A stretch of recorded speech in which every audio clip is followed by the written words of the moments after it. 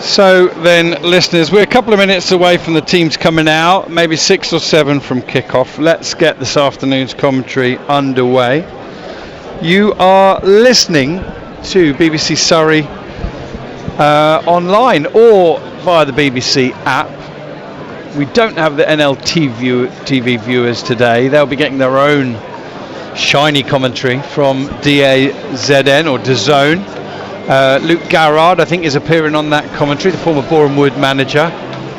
But you don't need to go there. You've got the usual suspects here, myself, Rob Worrell, and Steve Gibbs, the former Aldershot Town media manager, who I shall hand to shortly, and then he'll wax lyrical until he sees the players coming out of the tunnel, and then he'll round up super sharp.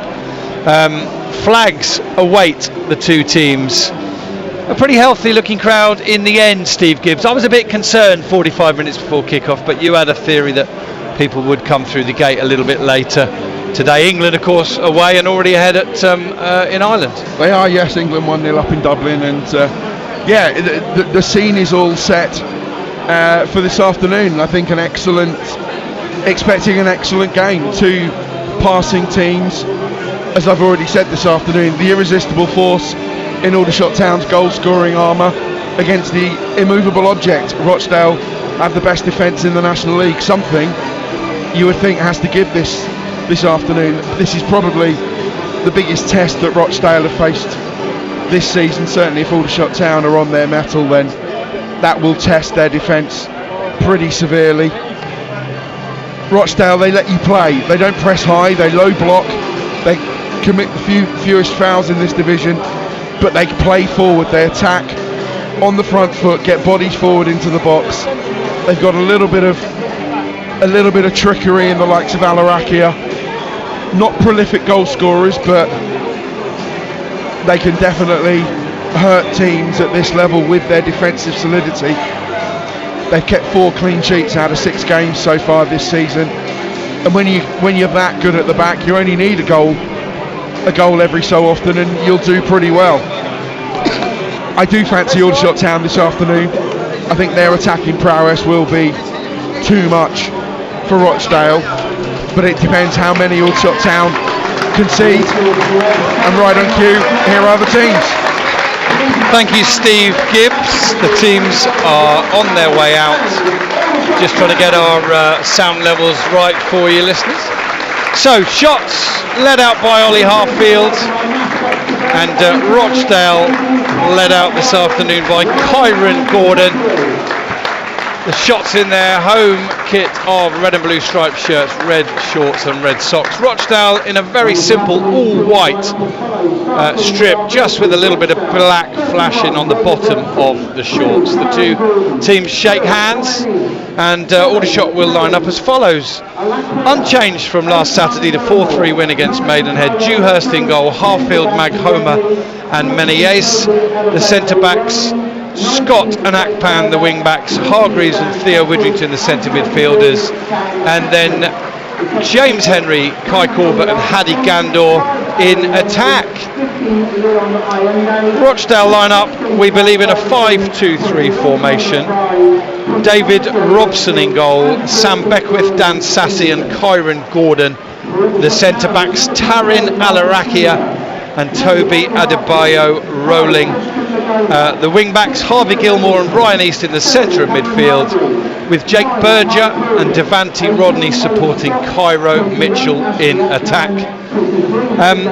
Rochdale, second season at this level. They equipped themselves pretty well, Steve, didn't they, in their first? I think they might have finished around about 11th, 10th, 11th in the end last year. Briefly had aspirations of the playoffs, but a decent showing, first year down from the Football League, and they may well have higher aspirations this season. I think they certainly have, absolutely, yeah. I think Aldershot Town maybe got off a little bit lightly here at the Ebb Stadium. They caught Rochdale after a 3-week break where the visitors were very ring rusty, missing a couple of key players. But this afternoon will be an altogether sterner test for both teams, but certainly for Aldershot Town.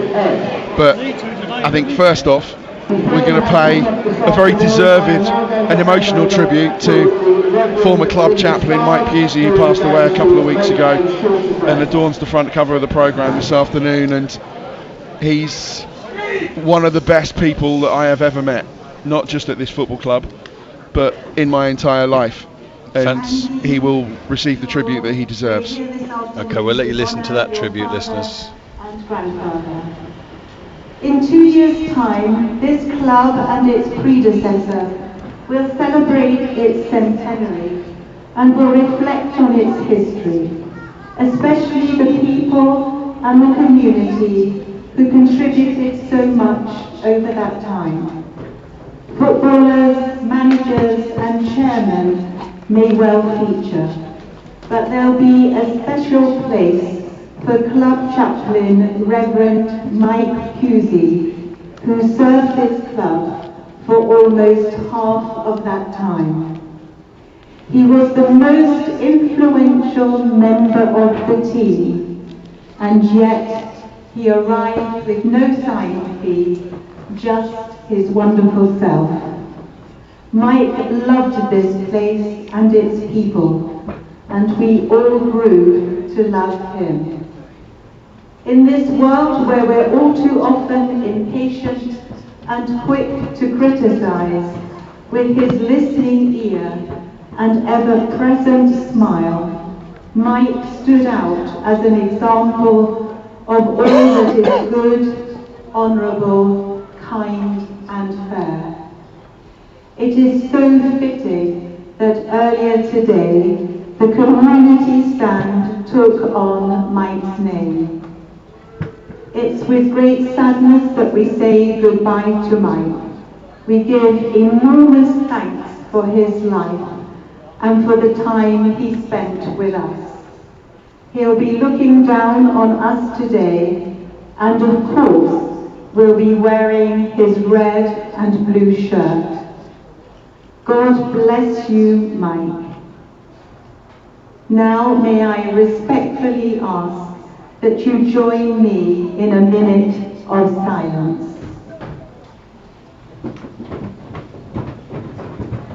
A minute of silence for the Reverend Mike Pusey.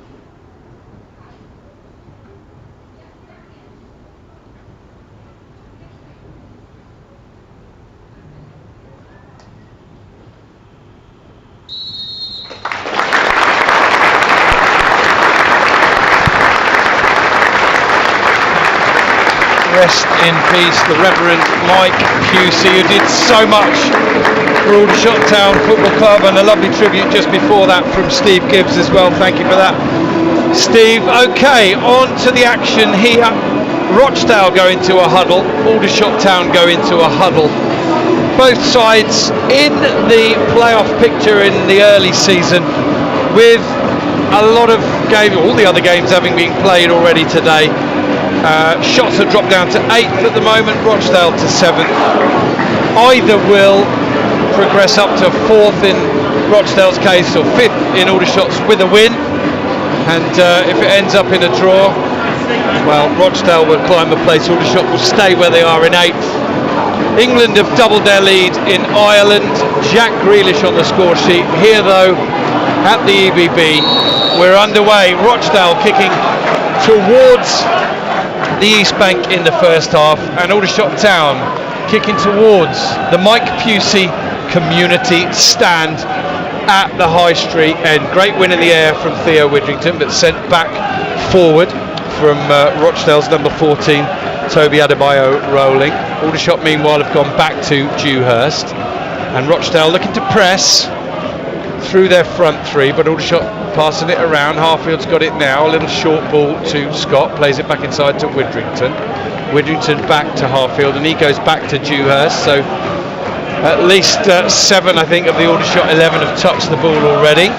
Great noise from the East Bank with the familiar come on the shots. Weather-wise, listeners, I've got my shorts on. That might not have been the best decision, but it is 17-18 degrees still, overcast. There was a few spits and spots in the air. We're not expecting much in the way of rain.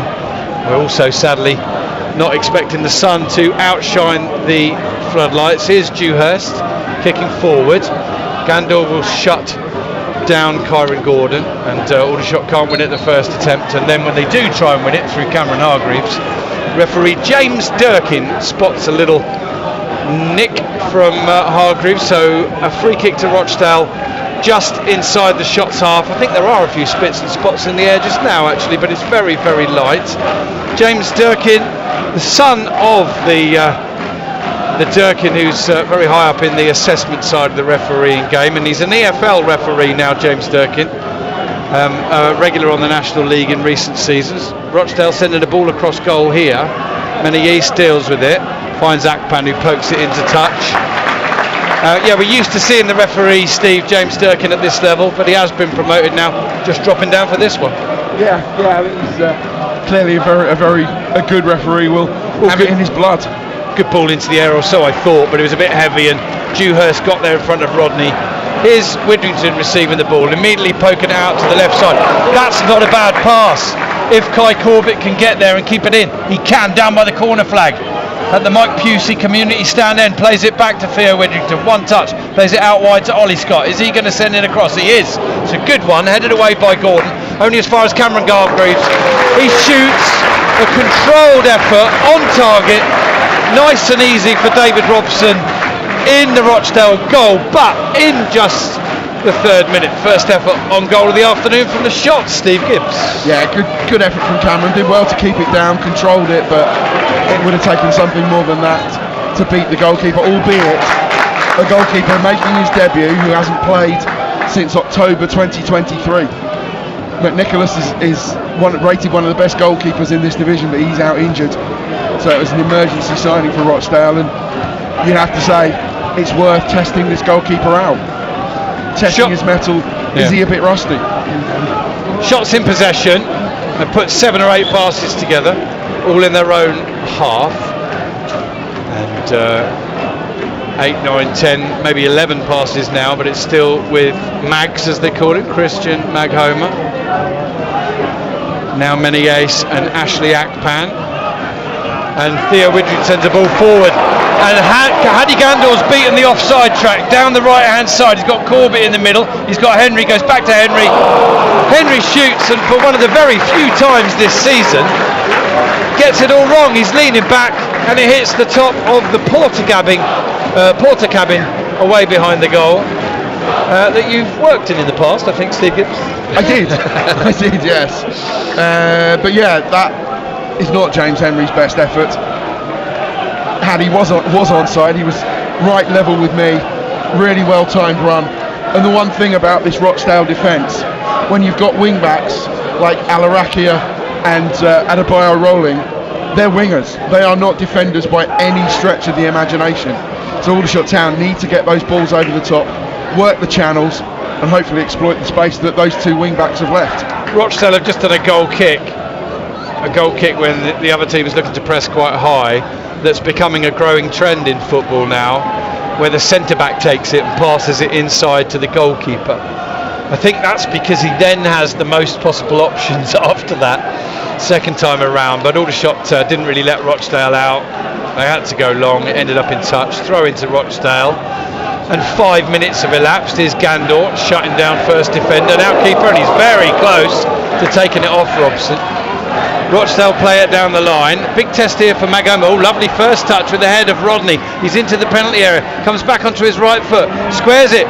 Aldershot shoots, and it might have been just going into the right hand corner of the goal, but it was blocked. Can't credit the blocker.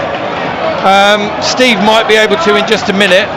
And Aldershot come away with the ball. Hargreaves has got it, tries to find Akpan, it goes into touch. Did you see who got the block in for shots? I didn't know, but he saved a certain goal. Aldershot was arriving perfectly.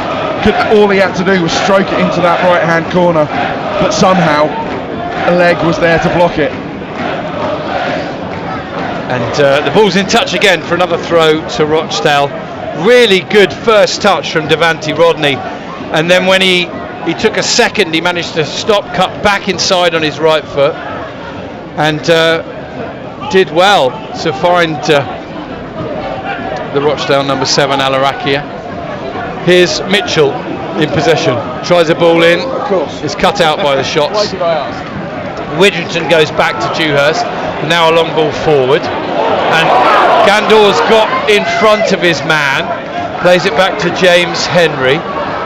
Henry sends a little ball in, and it's headed away by Rochdale, only as far as Scott, who heads it inside. Theo Winford's had a touch, tries to prod it forward, looking for Hargreaves, couldn't find him, goes through to Robson, and we've had a pretty high tempo end-to-end start, in keeping with the kind of matches we've had so far, Steve. So far the TV cameras being in here haven't changed a thing. No, I think not. I don't think they'll change Aldershot Town's approach, but certainly Rochdale. Oh, there's a ball through. Cairo Mitchell clean through, one ball, he's in, and the shot is blocked, half cleared, and Aldershot get it cleared, but they're treading a fine line. Both sides have had two chances already. Henry tries to beat the offside, this time he doesn't. 7 minutes gone, two chances for either side, and somehow it remains 0-0. Steve Gibbs. Somehow, yeah. I think the two Rochdale strikers, Rodney and Mitchell, they both had chances so far this afternoon. They never look convincing. They don't have that predator's instinct for me. They always need a couple of chances to get a goal. At the moment, Aldershot Town are very thankful for that, and having consulted the oracle behind me, Mr. Sam Carter, of course, who else made that clearance? Ollie Harfield. Well done, Ollie. Good to see him back to his best. Here's Rochdale attacking again, though, with the number 33 Beckwith well forward. He exchanges passes with Rodney, and ball inside is cut out. Hargreaves is onto the ball, finds Akpan. Akpan goes back to Dewhurst. And a breathtaking start here as ever at the EBB, but today no goals so far. How dare they, Steve Gibbs? 8 minutes gone. We're going to update our radio listeners shortly. Yeah, just 8.5 actually played, Tim, but we've had two chances at either end already. Cameron Hargreaves had a controlled strike, comfortably saved by the Rochdale keeper, David Robson. And then James Henry, who's been so prolific at the start of this season, well set by Hadi Gandor, but was leaning back on this occasion and hit well over the goal at the Mike Pusey Community Stand End, renamed today as the club paid tribute to the former chaplain. Since then, though, Aldershot has had a shot that looked on target, was blocked, and then Cairo Mitchell, 2 goals last week, of course, against Woking, straight through on goal. A good point-blank save from Marcus Dewhurst. Somehow, Tim, we've completed 9 minutes without a goal here at the EBB, but rest assured, they're coming. Tim Gibbs in my ear for our online listeners, predicting that it's going to be 0-0 today. It's going to take some doing that, I'll tell you. Dewhurst with a huge clearance forward. Gandor's chasing what looks like a lost cause. The ball, he got there as well. The pace and forward running and the timing of the runs from Hadi Gandor in the opening 10 minutes, Steve, has been pristine. They have, absolutely, yeah, and I'm sure it's one of the things that they've been working on in training, to exploit the space where the fullbacks normally are, left by Alarakia and Adebayo rolling, the very, very attack-minded wing-backs for Rochdale, and hopefully they can stretch the centre-backs out into unfamiliar positions and exploit the space that they leave. But certainly Hadi Gandor, that's what he does. Here's a heavy touch. Oh no, good recovery in fairness from Ryan East to win it back himself. And then Harfield is just about to watch Jake Berger get away from him, but he prods in a foot and pokes it into touch. Throw-in to be taken now by Toby Adebayo rolling. And he's found that man East, but he's had a heavy touch. In fact, I beg your pardon, it was Berger. Heavy touch, and then Harfield goes back to Dewhurst, who plays it up towards Gandor, who's got players either side of him. On this occasion, it's Sassy who wins it in the air, but he only knocks it down to James Henry. Henry finds Corbett. Corbett goes back to Henry on the left side. Now ball inside, looking for Theo Widrington. He's going to have a shot, you know, right-footed. And it is wide. He doesn't quite get hold of it. I think there's a number of bodies in front of him, and he may have thought, hit it low and hard, and you never know what a deflection might do, Steve. Absolutely, yeah. And again, the goalkeeper who hasn't played competitive football in virtually 10 months, not 11 months even, it's worth a go. It is absolutely worth a go on what might be skiddy conditions. And now, yeah, Rochdale playing out from the back almost to a fault. And Aldershot Town's high press has forced them to concede a throw in front of the slab. Excellent play from the shots, defending from the front. 11 and a half minutes gone, 0-0 here between Aldershot Town and Rochdale. Throw into the shots on the left side. Scott goes back to Harfield, who goes back to Christian Maghomer, and Maghomer will go all the way back to Dewhurst, just showing Aldershot, well, all those is just going to make the point now, they don't mind going backwards if they keep the ball. But having done all that, Dewhurst then just pings it straight into touch. Not the best kicking from Dewhurst. No. Tommy Winter said on a couple of occasions he's not a shoo-in as the number one, and it will have been a consideration with Aldershot conceding 12 goals in the first 6 games. I think overall, bizarrely, it feels like Dewhurst has done quite well, even though he's conceded 12 goals. Yeah, I think it was the same with Geordie last season when he came in. There was a lot of criticism of him because he conceded goals, but I think it's the defence, it's Aldershot's attack-minded nature that leaves the goalkeeper exposed. Good pressing again from Cameron Hargreaves, very nearly won the ball, but Rochdale have still got it with Gordon. Out to the right-hand side to Adebayo rolling, and Rochdale still got it, playing it round the edges. Now a through ball in, sharp turn on the ball from Harvey Gilmore, back out wide, driven in, cleared up in the air and away, headed back in, away by Hargreaves. Kyron Gordon, another ball in from the right hand side, crossed in, and Cairo Mitchell has stabbed it home, and in the 13th minute Rochdale lead, and it's that man Mitchell. 2 goals against Woking last week, scored also I think the winning goal for Rochdale against Aldershot last season, and a decent ball in from the right hand side, and he just there was a pile of bodies and legs, and he poked out a big foot and steered it over the line, really from only about 1 or 2 yards out at the East Bank end. Aldershot Town 0, Rochdale 1. Yeah, brief spell of pressure from Rochdale has borne fruit. Tommy Widrington's not happy, and I think quite rightly so. I think Dewhurst, Magoma, Meliace, they all could have dealt with it, but in the end it was Cairo Mitchell stretching out a long leg. It seemed to extend telescopic, and suddenly it was there and the ball was bouncing off it into the net. An excellent ball in once again. Rochdale building down the right, getting some balls in, nobody cutting them out at source, and then the defence just a little bit too stretched, and it's Mitchell who stabs the ball in, perhaps slightly against the run of play, but Rochdale have already had 2 or 3 good chances so far this afternoon, and certainly this won't set the shots back, but Rochdale now have something to hold, and with their defensive record, 1-0 is quite often all they need. Yeah, it's taken them a lot longer to get that lead in some of the recent matches. A couple of quick hellos. So we've got a cosy listening club this afternoon with so many people watching the game on DAZN or NLTV who are not taking our commentary today. But good afternoon, Tony Matthews, listening in Cambridgeshire as Aldershot win the ball just inside their own penalty area and then poke it back to Dewhurst.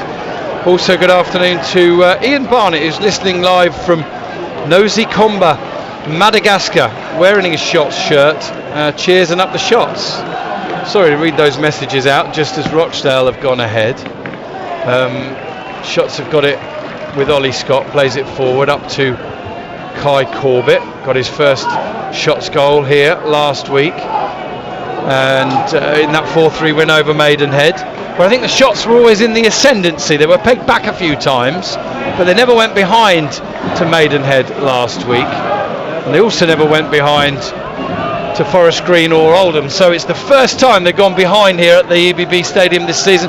Steve, let's see how they can respond. Yeah, it's another question that they're going to have to answer. Certainly they've got the firepower, they've got the attacking prowess, they've already shown it this afternoon, and Hadi Gandor is on his bike again.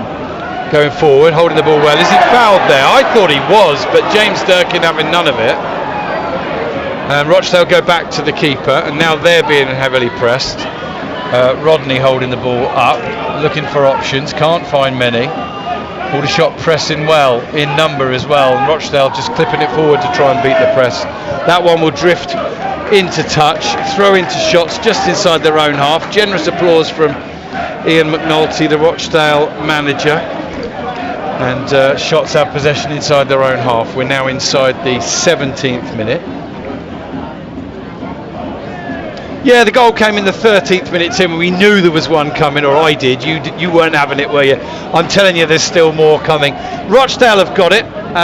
Their third half chance, really, of the day. Ball in low from the right-hand side, and a few bodies went down for it, but the long leg of Cairo Mitchell stretched out and poked the ball home from just a couple of yards. He, of course, scored 2 last week against Woking. He scored against Aldershot up at Spotland last season as well.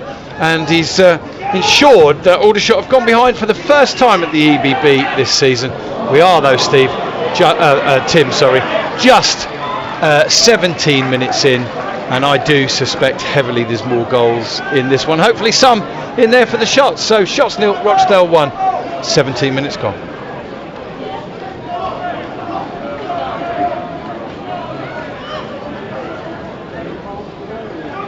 Ian Barnett says, thanks, Rob. First ever radio shout out. We now just need a couple of Shots goals. Well, yeah, absolutely. We welcome Shots fans listening around the country and around the world, and we also welcome any Rochdale fans.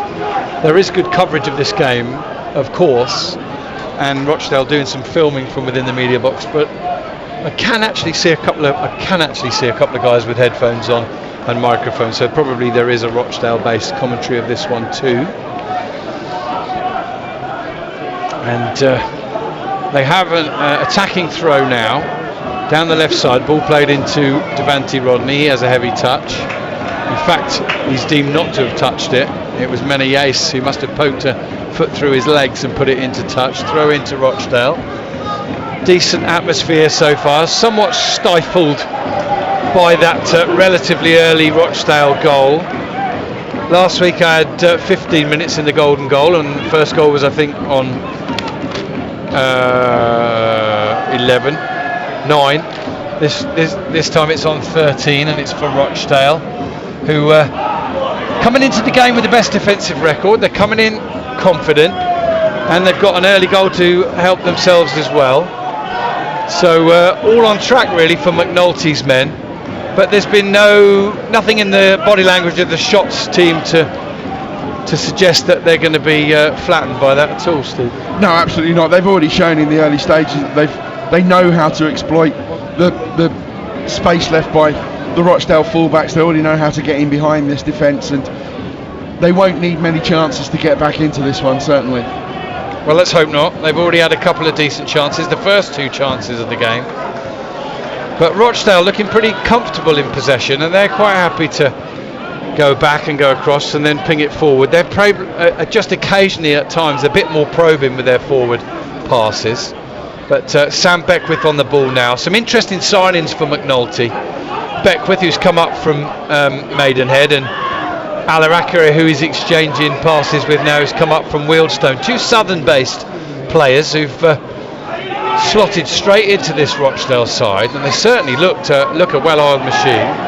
There's Menayis just making slight contact, and I've got to say, Steve, in the early stages of this game, the opening 20, I've seen slight contact on a couple of occasions from Aldershot players on Rochdale and free kicks given, and I've seen at least as heavy contact the other way and absolutely nothing given. I'm not suggesting for 1 minute James Durk is biased, but he's not being consistent with the types of fouls he's given. No, and I'm not. I couldn't really see much contact in that incident at all. I think the player either went down easily, slipped, and I think Mr. Durkin has bought that one, unfortunately. Menayes clears up to Widrington, who just about finds Henry. Henry, though, loses out with the battle with Beckwith. Alarakere plays it forward, and good win from Maghoma. Clips the ball through the middle. Gandor might get onto it. There's a heavy touch. He may get onto the second ball from Kyron Gordon. Tries the shot, and Gordon gets something on it, which takes all the pace off, and it goes through to Robson. But Gandor, Steve, looks, as indeed he was in pre-season, on the edge of something all the time. He does, yeah. He's up against an excellent defender in Gordon. I think statistically rated the best centre-back at the moment in this division, and he showed it there. He won it once, then he got beaten, but then when it mattered most, he won it again. And Paddy Gandor so nearly in, as you say, so nearly on the edge of bringing Aldershot Town back into this game, but no, Gordon's an excellent, formidable opponent. Okay, the Shots have got the ball now in their own half. Maghoma exchanges passes with Widrington and then goes back to Dewhurst. 21.5 minutes gone. Shots 0, Rochdale 1. Ball down the left from Shots. Comes up a Rochdale player, goes into touch, and it will be a throw to the Shots, although neither of the officials has given a decision either way yet. It is a Shots throw. Ollie Harfield will take. It's a dull afternoon. It feels like we're in the early stages of fading light. It is only 5 to 6 though. The floodlights are burning pretty brightly. There's a ball down the right hand side. Akpan's broken the lines. He'll get to the byline. Pulls it back to James Henry. One touch, assesses his options. Clips it in. Header. Oh, the header, slight header from Corbett. And then Ollie Scott was running in at full tilt and was underneath it a little bit, so his header then put it over the bar by a long way at the community stand end.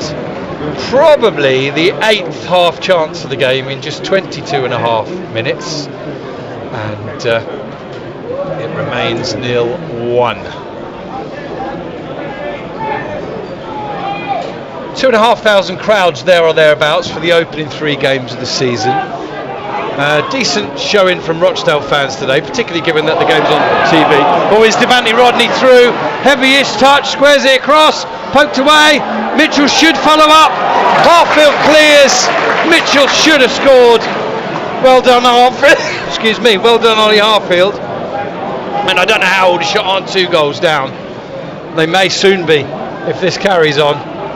Rochdale definitely looking the more likely to score the second goal, having scored the first. Here's Widrington winning the ball. No foul given against him, but as Rochdale lost the ball, they put a foot in and won it back. I don't really know how Rochdale haven't scored 3 goals of their 5 chances. There's a good header from Menayes. Gandor's badgering away and gets a foot in, pokes it, but only towards another Rochdale player. And now Kyron Gordon will steam forward in a lot of space. Plays the ball out to Adebayo around, another ball in. Mitchell, little flick behind him, could have gone anywhere. Menayes clears, but Steve, as much as Aldershot like an open end-to-end game, it's rather worrying right now. It's only 0-1, but it could easily be 2 or 3. It could. Aldershot Town are clinging on by their fingertips, barely clinging on. A defensive mistake, a loose header. I'm not sure if it was Menayes or Maghoma, but a defensive lapse. Rodney was nearly in. Mitchell was sniffing around somehow. Eventually Aldershot Town snuffed it out, but they are living far too dangerously. So Rochdale ahead. Shots just in danger of getting caught out, so they shift it back across to the left. Maghoma out to Harfield. I wouldn't bet on Aldershot coming back into this game, but to get any points out of it, you can't afford to be going 2 goals down, and they're treading a fine line at the moment. Rochdale very quickly out of possession into a back 5, and we saw, trying to think who it was, we saw do that here this season and made it very difficult for Aldershot to break down at times. Henry holding the ball up, turns back, goes back to Menayis, who gives the ball back to him now. Not a lot in the middle if he sends it in. Gandor is still in possession, Henry, but he's dribbled and been dispossessed. Alaraki has got it. Oh, he's given it straight to Henry. Pull back, shot put wide from Kai Corbett. The best chance of the game so far. He did aim for the corner. It was only a foot or so past the post, but Aldershot Town's best chance, brilliantly created again by Henry. Corbett has to do better for me. It remains shots nil, Rochdale 1, and Alaraki limping somewhat as he underhit that pass. Steve Gibbs. Yeah, I'm not sure if that's injured pride or whether a genuine injury for Alaraki, because he gave the ball away horribly to James Henry. And then Kai Corbett, he was arriving, you'd think, perfectly on the edge of the penalty area. I think he did well to get the shot. Rochdale could be in again here at the other end. Dewhurst out of his goal, didn't get it. Mitchell's got it first. Berger out to Adebayo Rowlands, comes back on his left foot this time, goes back to Gilmore. Now Berger again on the edge of the penalty area, and Maghoma does well to put a foot in and win it, and plays it forward up towards Gandor, who's having his shirt held, squares it inside, gives it away, but the referee again has not spotted the shirt being tugged. Rochdale come forward again.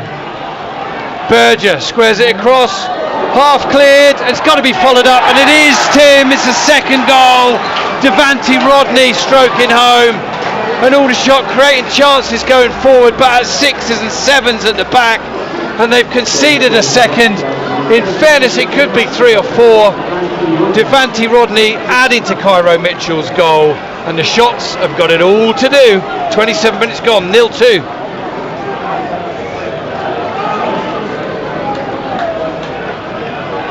Steve Gibbs. Aldershot Town all at sea in defence. As you say, they're fortunate it's only 2-0. Rochdale absolutely rampant. I feel somewhat responsible by saying that Kai Mitchell and Devante Rodney are not prolific goal scorers, that they're not poachers, and they're ripping Aldershot Town to shreds at the moment. They're not getting to grips with the right hand side, with Adebayo Rowling's delivery. But then even when the ball comes into the penalty area, Mitchell and Rodney have so much got the beating of Menais and Christian Maghoma this afternoon that they're looking like they're going to score at every opportunity. Yes, Aldershot Town like to play it open. Yes, they think conceding a goal or 2 is collateral damage because they're going to score 3 at the other end, but you're facing the best defence in the division.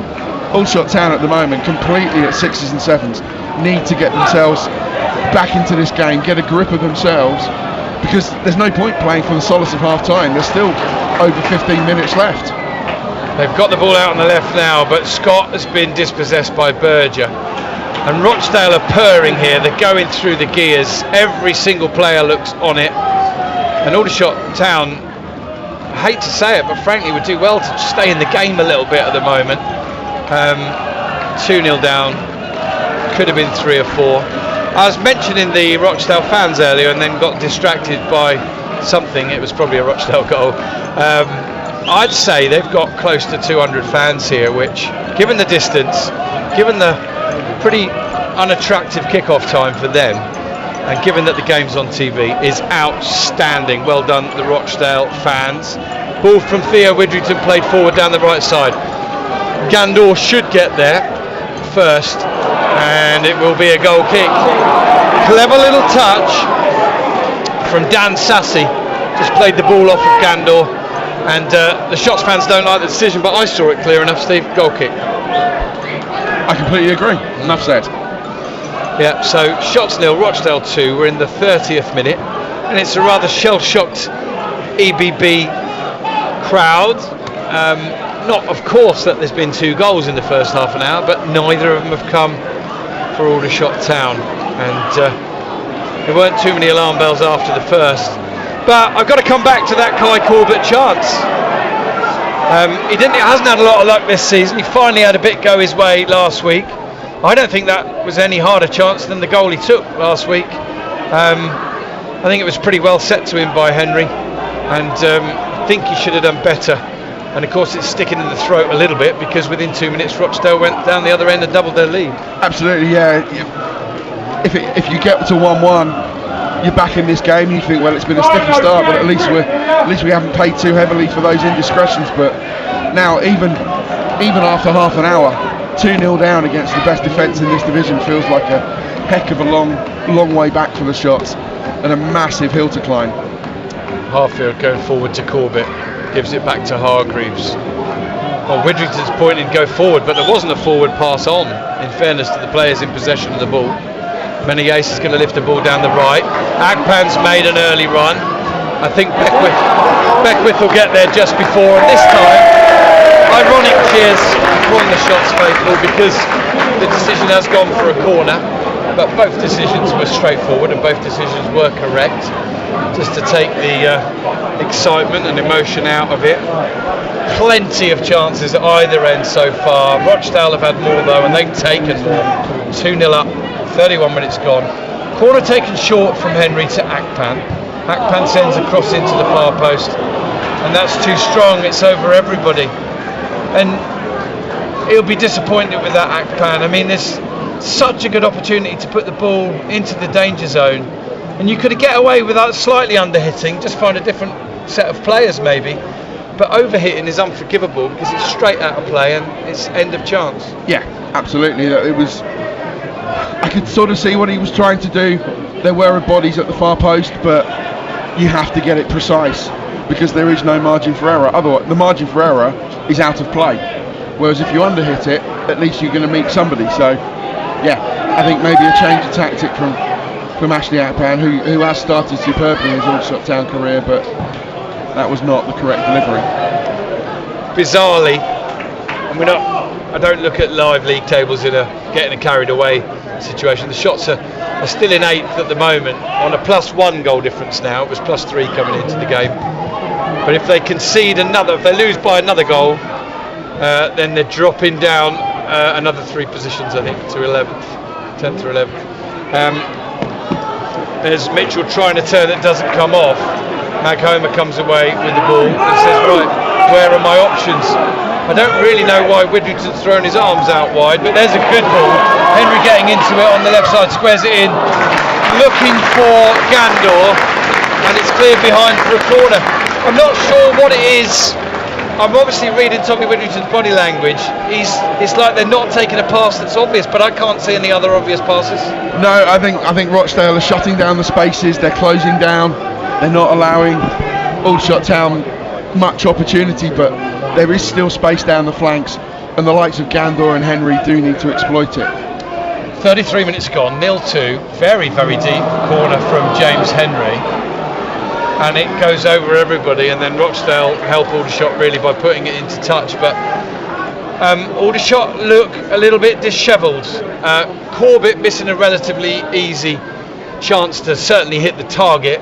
Akpan overhitting a cross, and James Henry of all people massively overhitting a corner, having leant back and skied one over the bar earlier. So nobody, it's tight margins in this league, and Rochdale, you've got to really be on it, because they're already the meanest defence in the National League, and so it's not just Aldershot going 2-0 down after half an hour or so here. It's the fact that they're doing so, and there's again against a side as well equipped defensively as Rochdale. There again is very slight contact from Harfield, and referee Durkin giving the free kick to Rochdale.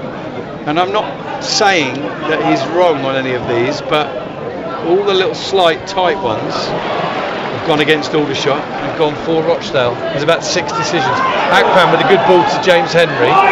Gandor trying to time his run.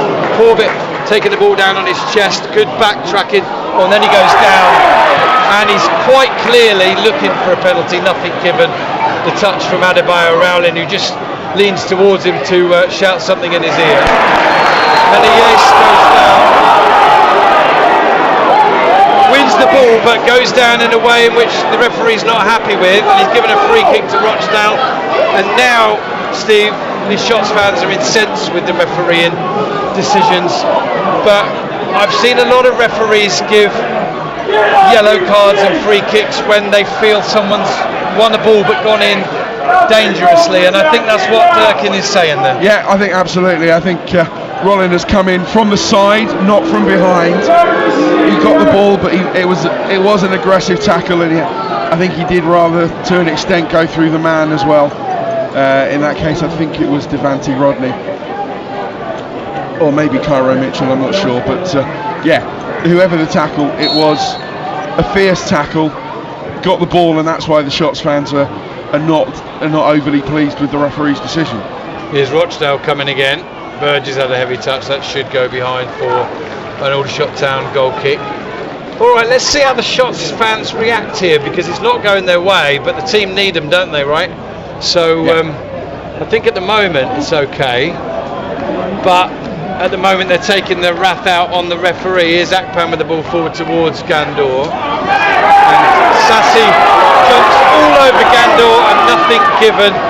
Hargreaves pokes the 50-50 ball back to Dewhurst, and it is a test for Aldershot discipline wise, because I hammered on about this in recent weeks and last season. When you get on a referee's back, they'll only give more 50-50s against you, so Aldershot Town would be well advised to focus on getting their own game right. Here's Dewhurst playing the ball forward, taken really nicely down in his midriff by Sam Beckwith, who's tall, he's athletic, he's pacey, he's a good defender, and it's been an excellent acquisition by McNulty for Rochdale, who lead by 2-0 here as Harfield goes back to Dewhurst. 36 3/4 minutes gone. Aldershot quite clearly going to need the next goal in this game, Stephen. Ideally they're going to need it before half time. Absolutely, yeah. The first goal at the Mike Pusey Community Stand end will be greeted with particular fervour, but at the moment this Rochdale defence does have a degree of superiority over Aldershot Town, both Sassy and Beckwith, as you've highlighted, being strong, being physical. If Gandor's trying to play down the middle, he's not going to get an inch. There's a good ball, looking for Akpan. Has he got the pace to get past Alarakia? He has, he holds it up, goes back to Henry. Henry looks us up, cross to the far post, straight onto the head of a Rochdale player. Kai Corbett might get onto the next ball, he does well. Turns, back onto his right foot, looks one way then the other, goes down. Yes! Finally! Referee James Durkin gives Aldershot Town a free kick, Steve, in the 38th minute. Yeah, absolutely. It should be entirely a free kick. Kai Corbett looked like he was heading down several blind alleys, but then one extra little turn and it invited the rash challenge from the Rochdale defender, and now position A for James Henry. I don't know, I think it's a little bit straight and also a little bit far up. Position B, maybe plus. It's not quite as inviting as it was at Tamworth when he scored that goal, but this is James Henry. Exactly. He's been scoring free kicks for many a year. He knows what he's doing. And ironically, it's Kai Corbett who came here with the reputation of being really potent from free kicks like this, and he has to wander away because James Henry, 5 goals already in the National League this season, has first dibs. David Robson, the Rochdale goalkeeper, setting his wall. It's pretty straight. It's about 29 yards out. Henry steps up and it thuds the crossbar. Follow-up shot is cleared away by Rochdale. Wonderful composure, lovely strike. Robson beaten, but the crossbar coming to Rochdale's rescue. Yeah, he did everything there but score. James Henry, superb. The goalkeeper was beaten all ends up. A matter of inches, a couple of layers of paint, and that might have been. How can that be a Rochdale free kick if James? On the follow-up. Yeah, on the follow-up, yes. But maybe not position A for James Henry, but so close to what could have changed the course of this game. As it is, it's another tale of what might have been. Yeah, best part of 30 yards there, wonderfully struck free kick, and things that have just been going in for James Henry haven't today so far. I have to say, if we put the scoreline aside, we've been thoroughly entertained again in this opening 40 minutes. Both sides have created 4 or 5 chances, and Rochdale have taken 2 of theirs. They go back on this occasion to Robson, who's perhaps a tad fortunate still to have a clean sheet. Berger exaggerates the contact from behind from Harfield, and on this occasion the referee doesn't buy it, and Aldershot keep possession of the ball. They, the first chance they created in 14 minutes or so there, but signs that there's still potentially a way back into this game. Theo Widringham with the ball through out to the left. Robson can't pick it up because he's outside his area, and he clears it onto the roof of the south stand. We're into the 41st minute, and goals number 19 and 20 of the season have been scored here at the EBB, and I think of that 20 it might be 11 for Shots and 9 for the opposition now. Throw in taken. Harfield tries the early cross, that's cut out. I wonder if it's 10-10. No, I think it's 11-9. Widrington squares it to Menaye's. 41 minutes gone. Can the Shots get a foothold in the game in this first half? Henry goes back to Menaye's, who finds Akpan. Early ball to Cameron Hargreaves. Rare for him, working out on the right side. Akpan takes the throw early, goes back to Menaye's. Steps back onto his left foot, goes back to Maghoma. Maghoma to Dewhurst, who's halfway inside his own half. And Aldershot need a little bit of movement.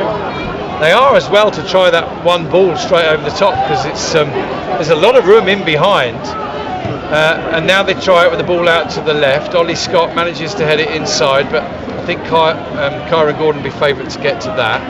Good work between him and Adebayo Rowling. And Harvey Gilmore picks up the ball. Ooh. Henry has robbed. He robbed Beckwith and tried the lob, and it was just over the bar. Beckwith wasn't happy, being made a bit of a fool of by James Henry, who's very unlucky not to have got his 6th league goal of the season. Pretty sure that Nick Horton got goals number 6 and 7 for Fylde today, which would have put him clear away as the top scorer in the National League. Yeah, he didn't get the 3rd goal. They lost 3-4 at home to Yeovil, who've jumped into a playoff position. And Rochdale with a goal kick, taken down by Menaye's, who then slips, recovers, but can only poke it to Ryan East. East inside to Gilmore, who gives it back to him. Terrific start to the season for Dale. Terrific start to this match for Dale. And they're in possession, just inside the Aldershot town half now. We've got just over 2 minutes plus whatever's added. And they're looking to get down the right side. Can they get another ball in? They can, but it's cleared away by Maghoma. Into touch in front of the Rochdale fans. Probably 180 or so of them, maybe upwards to 200. Terrific turnout from them, and they've been well rewarded so far on a frustrating half for the Shots. To be perfectly honest, they've created 4 or 5 chances, they just haven't taken any. Here's Beckwith in possession, not the best of passes again, very nearly found Gandor, but they do keep possession. Rochdale then send it forward, and Mitchell wins the header and steers it towards Devante Rodney, but he's just offside. What a powerful, athletic and potent looking front 2 they have, Rochdale. There's Aldershot the one-touch passing, but they've not gone really anywhere. Now they go back to Maghoma, who finds Theo Widrington. Maghoma finds James Henry. Henry gets that one wrong and drifts into touch. Akpan holds his hands out wide. He couldn't do a lot about it. Frustration for sure for Shots, but they've got to keep their composure today. Whatever happens, first time they've been 2 goals down at home this season. They did go 2 and 3-1 down away at Tamworth and created a lot of chances in the last 10-15 minutes, plus the 17 added in that game, and of course did score through Henry, but couldn't get back completely into it. Head tennis in the middle of the park. Alarakria wins it and goes back to Beckwith, who steers it forward down the line. When you look at their team, what a great run from Gilmore, and then he shifts it to the right. Aldershot almost win it. Burger's got it on his right foot, back to his left, now out wide to Adebayo Rolling, and they've still got it. They look the real deal to me, just the 1 added minute. Corbett pokes it into touch. 2-0 Rochdale, 1 added minute at the end of this first half, which has been Rochdale's half. Plenty of chances at either end. Rochdale with an attacking throw here, halfway inside, level with halfway inside the Aldershot Town penalty area. Gordon goes back to Adebayo Rowling. Hargreaves pokes it forward and it will drift into touch. Barham and Tetek and Barrett come back from a warm-up just before half-time. Shots legend Mark Butler makes his way towards the EBB lounge for half-time, and Rochdale still have the ball down by the corner flag. Can they create one more opening before half-time and put some icing on the cake of those 2 goals? Surely the minute's been played, Steve, already, easily, but referee Durkin seeing fit to continue. And Aldershot very nearly winning it. What's the bet when they win it back? And then he blows. Here's a ball in, past everybody, goes through to Dewhurst. Dewhurst is going to try one thump straight through the middle, and the referee, as predicted, as soon as Aldershot get the ball, blows for half-time. A frustrating one for the Shots in terms of the scoreline, Steve, and also the crowd, and I'm sure the team, as Theo Widgerton goes over to have a word with the officials. Not too happy with James Durkin's performance. What are your thoughts on both? I think the referee's been fine. The referee has not scored the 2 goals. I think it's always a minimum of 1 minute. He played about 20 seconds over that, and yeah, I think he's perfectly allowed to blow as Marcus Dewhurst kicked the ball forwards. Rochdale have been far superior. They've got the better of this Aldershot Town defence. Individual errors, collective slackness at the back has contributed to those 2 goals, but Rochdale have been lethal. They've been superior down the flanks, particularly down the right hand side, where Toby Adebayo Rowling has done really, really well. His delivery has caused all sorts of problems for Aldershot Town. I don't want to highlight Ollie Scott because I don't think he's been the key problem. I just think Aldershot Town haven't got to grips with it as a team. They haven't been able to shut them down at source. They haven't been able to give Scott any assistance in cutting out the crosses. And then when the crosses have come in, the centre backs, particularly Magoma and Menais, have been found wanting. Mitchell and Rodney have had the nous, they've had the strength, they've had the finishing ability to expose their individual and collective weaknesses in the Aldershot defence. I think when Aldershot Town went 2-0 back, 2-0 down after 27 minutes, most Shots fans would have bitten your hand off if you'd said it'll still be 2-0 at half-time. I think they're fortunate to have got to that position, but now they need to regroup in the dressing room, make some telling, crucial, influential substitutions to try and get themselves back into this game, whether at the back or in attack or even in creativity in midfield, because I think Gilmore and East and Berger, who is supporting the 2 strikers, they found too much space, they found it too easy to pick their passes, and Aldershot Town need to get a grip of this game, otherwise it'll be a first home defeat in the season. And just before we wrap up for a little break, Steve, I did say pre-match on air that I felt Aldershot Town have got their best, strongest and most balanced ever substitutes bench today. I said that for 3 reasons. One, because obviously we're only a few games into a season where you could name 7 players, not 5. 2, because they have a goalkeeper, a centre back, a left wing back, a right wing back, a centre midfielder, a number 10 and a forward. And 3, because it is these players: Van Stappershoef, Lachlan, Josh Barrett, Ryan Jones, Aaron Jones, Jack Barham and Dayan Tetek. Who do you think we might see quickest of those lot? My money would be on Jack Barham. I think so, yes. I think maybe Ryan Jones to add a little bit more. Aldershot Town need to stem the flow, particularly down that, what in the first half has been the far side in front of the south stand. They need to get those Rochdale fullbacks, particularly Adebayo Rowling, facing their own goal.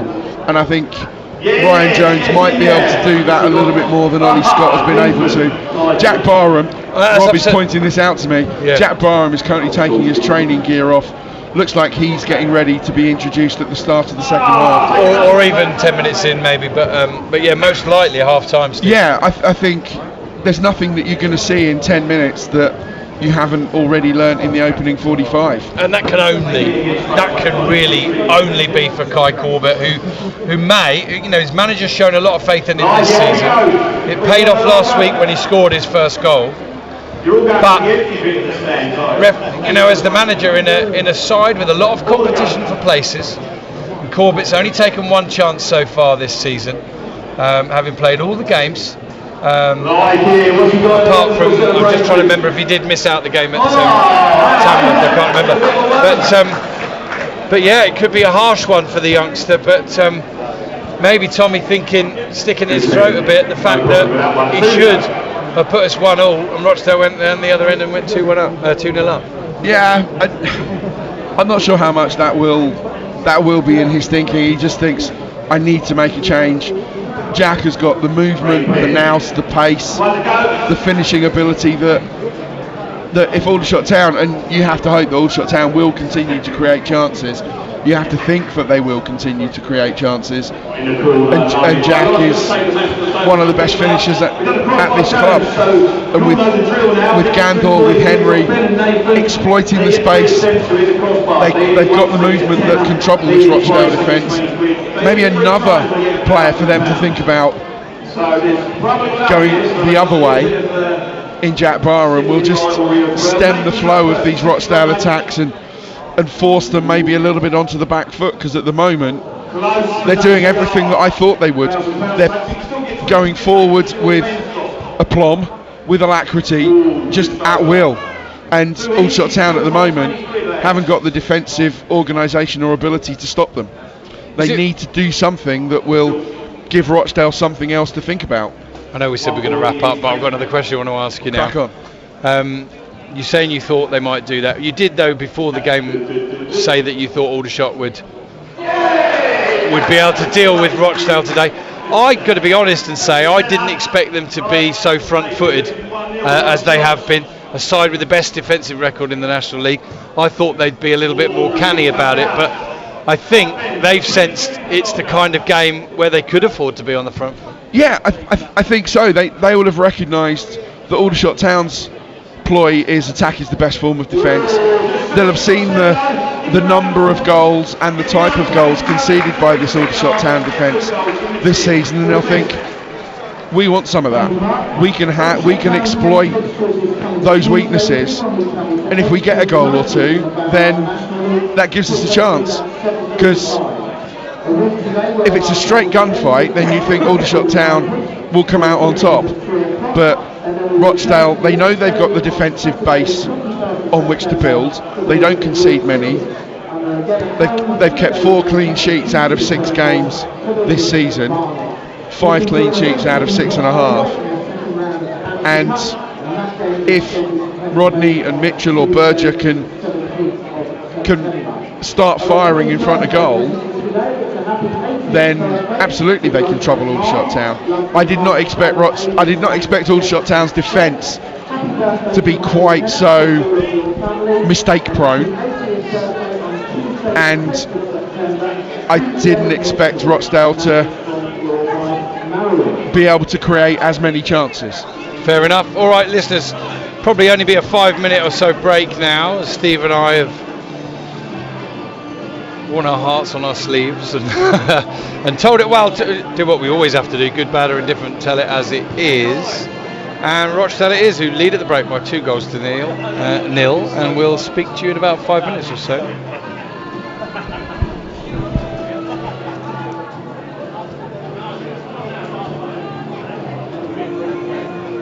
Just so you know, Rob, Ben called one the half-time one, just in case you want to let anyone know. Okay, all right.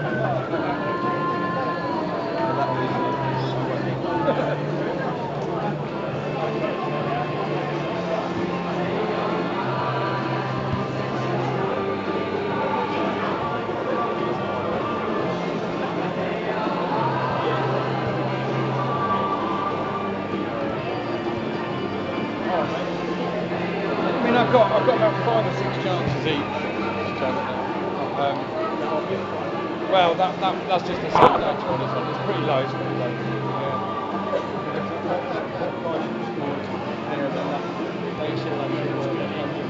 Yeah, I want to do that. Yeah, there's 2 or 3 chances that I should have taken.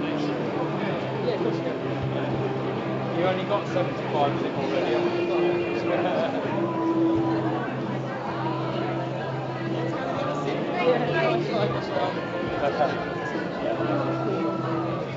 I'm just wondering, is Jan's got a bit more strip than the others? Is he going to stick it on to 5 half-time? I don't know. He'd have to be 5, wouldn't he? Less one of the others.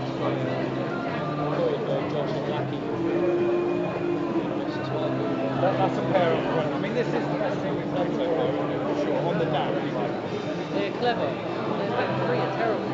But they give the ball to their fielders, and their attacking three is very good.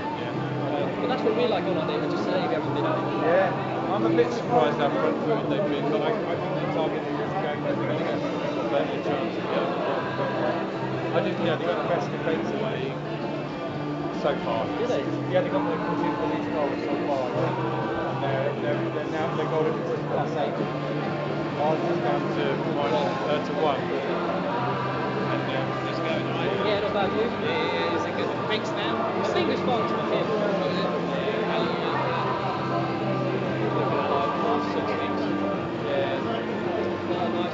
Great 2 tear, so still causing me some grief now, really, but just got really week by week. You probably do, but I don't hear much about him telling you. No, the dog literally just said to me that with the scan that I had, where it is, it's so uncommon. And I've also got this like mad amount of fluid in there as well. My hip's just like really a mess at the minute, but with very unfamiliar injuries. So it's like, what's the word? They're very acute, but when I move in a certain way, cause a lot of grief. So day to day, like people will see me strolling around absolutely fine. I can walk, I can probably even run in a straight line. But as soon as you do an ever so slight open movement, you lift your leg up too high. If you lift your my leg comes up to like 90 degrees or I open out wrong, it sends a mad signal. So it's really pissing me off. I actually am. This year is the first year of my life where I'm like, oh my god, my body's I've never had this many issues straight off the bat. It's really given up on me already. I think it's been the amount of games I played last year. It had to hit me at something. I'd never done that before. So Yeah, that's true. Keep it in the locker for later in the season, rest to recuperate. yeah, I already said that. We've got a hard schedule Saturday, Tuesday for this whole month. And I'll come back at the beginning of next month and hopefully I'll be fresh as fuck and I'll look great. So that's the plan. You're going to get rest, mate. You've seen how old this is. Rest there. That's why I went to the gym 2.5 hours rather than come here, just to sit in the sauna. 2 hours to look at his phone. Yeah. Half an hour for a little swim. I literally was actually laid on the stretching mat for an hour on my phone, then went in the sauna and steam room.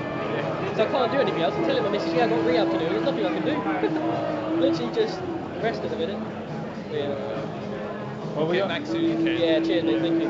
Well, obviously, I do have Steve sat here every week now for home games, but then you get too bored in the next couple of weeks and you want to come come and do one. I'm happy to vacate this chair if you want to step inside. No, you're doing a great job, mate. I'll let you carry on. Yeah, not today. No, nobody would jump in that chair right now today.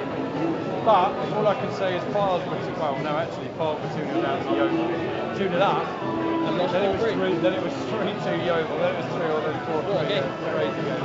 Keys Sutton got battered at home Oh, I by know. Boston. That's crazy.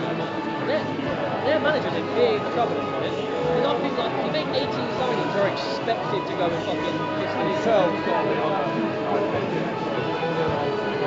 I would say, and unfortunately we are that's the Aldershot thing to go there. We lose today, we need more reason we got that shouldn't happen to us. No, it shouldn't, but I can't even remember the last time we sort of played a team that won 7, 8, 9 games and we didn't actually lose it. Every single time we do. We need to go there and put the Braintree and Sandwich games behind us. I know you can't play a part. I think they tried. I think Braintree and I think everything was trying to play, didn't they? So that's what's killing me. Yeah, 100%. Obviously, I think it'll probably be Tuesday's this ride or die game. Having 8 games there, who's found a deadline? When you won a game in 8, you've got to get rid of something. I mean, yeah. If you leave it too late, you think they'll be on. I think if they lose against Oldham 4-0 game, then they lose again at home against Selborne Club as well. I don't think they've got a decision to make, haven't they? But Unless they've got a game on the weekend like Tamworth or Rochdale, you give it till that game to try and make it think like they'll say, no, right, we're on bottom on the 7th side, we've got a week to go. All the rest of the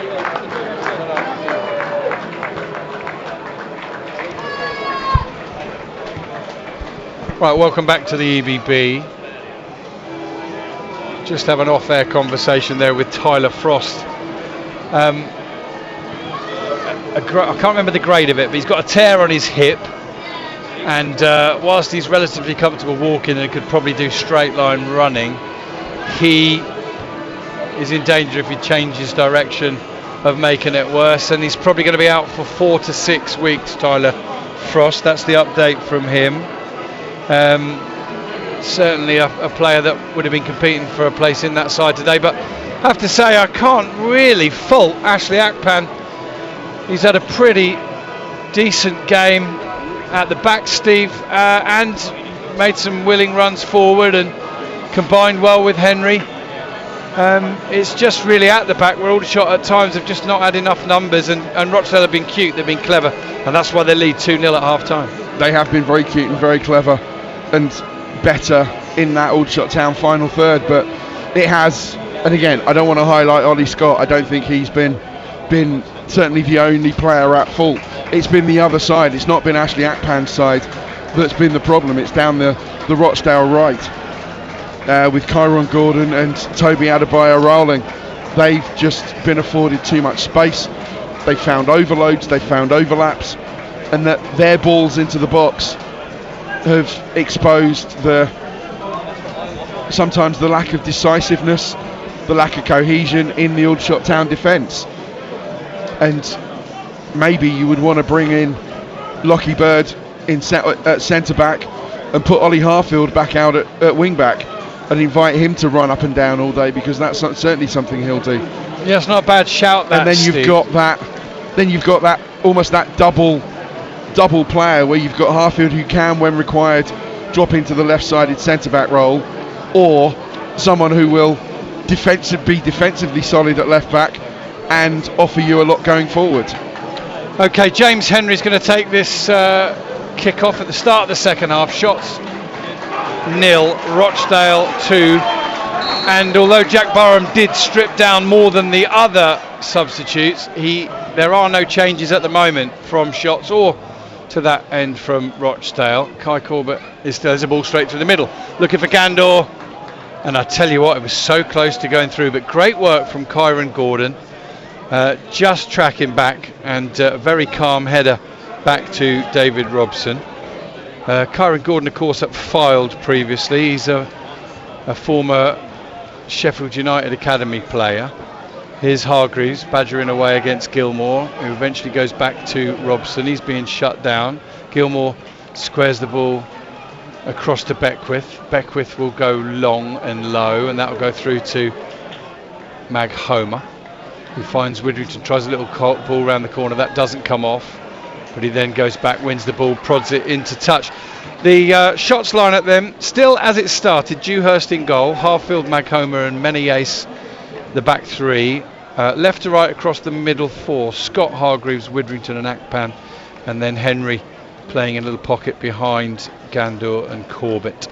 Here's Cameron Hargreaves on the ball, goes back to Ollie Scott, Scott back to Dewhurst, and a really late challenge there from Jake Berger, who goes through on Marcus Dewhurst, and I think he's going to get probably yellow. Referee's reached into his pocket for a card. Dewhurst still trying to have a word with Berger. He needs to just shut up and let the referee. He's not happy with it. He's up on his feet.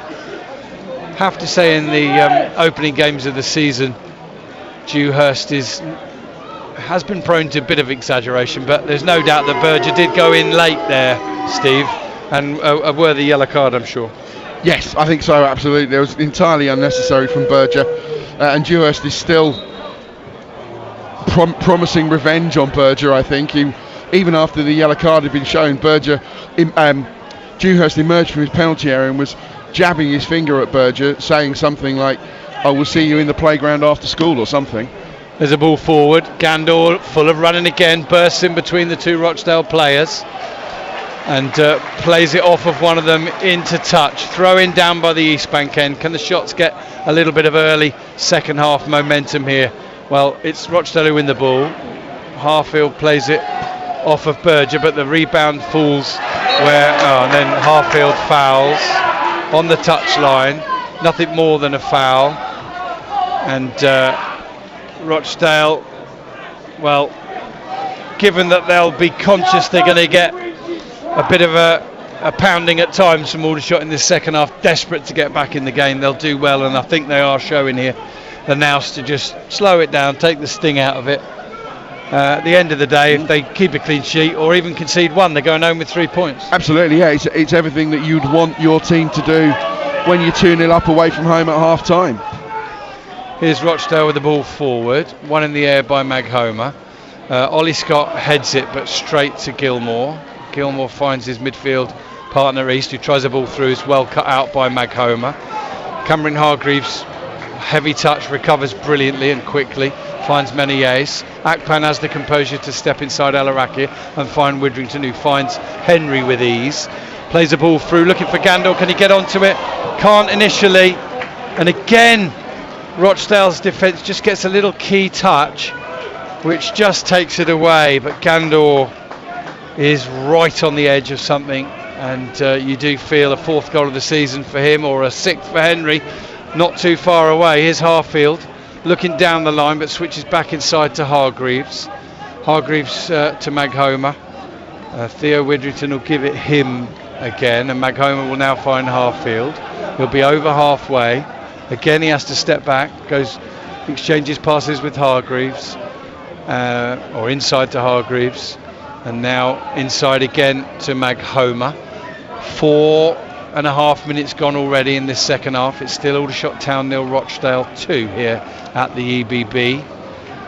And the Shots currently hanging on by their fingernails to 8th place in the National League. Some people will say the table's not important this time of year, and goal difference probably isn't crucial at this time of year, but they do still have a +1 goal difference at the minute, which is keeping them 8th. If they lose this game by a third goal or more, they will drop to 10th. Rochdale at the moment are up to the dizzy heights of 4th place where they started the day.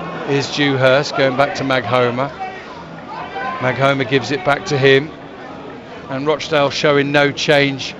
There's no low block from them. They're pressing as they did in the first half with that front three, and Aldershot having to do a bit of work just to get a third of the way down the pitch here. Yeah, it's excellent defensive play from Rochdale. They do normally employ a bit of a low block. They stand off you and only engage in the final third, but they are pushing on. There's a ball through from Maghoma, low diagonal, an early cross. Henry's peeling off. Can he take it down? He can't quite take it down cleanly, and it's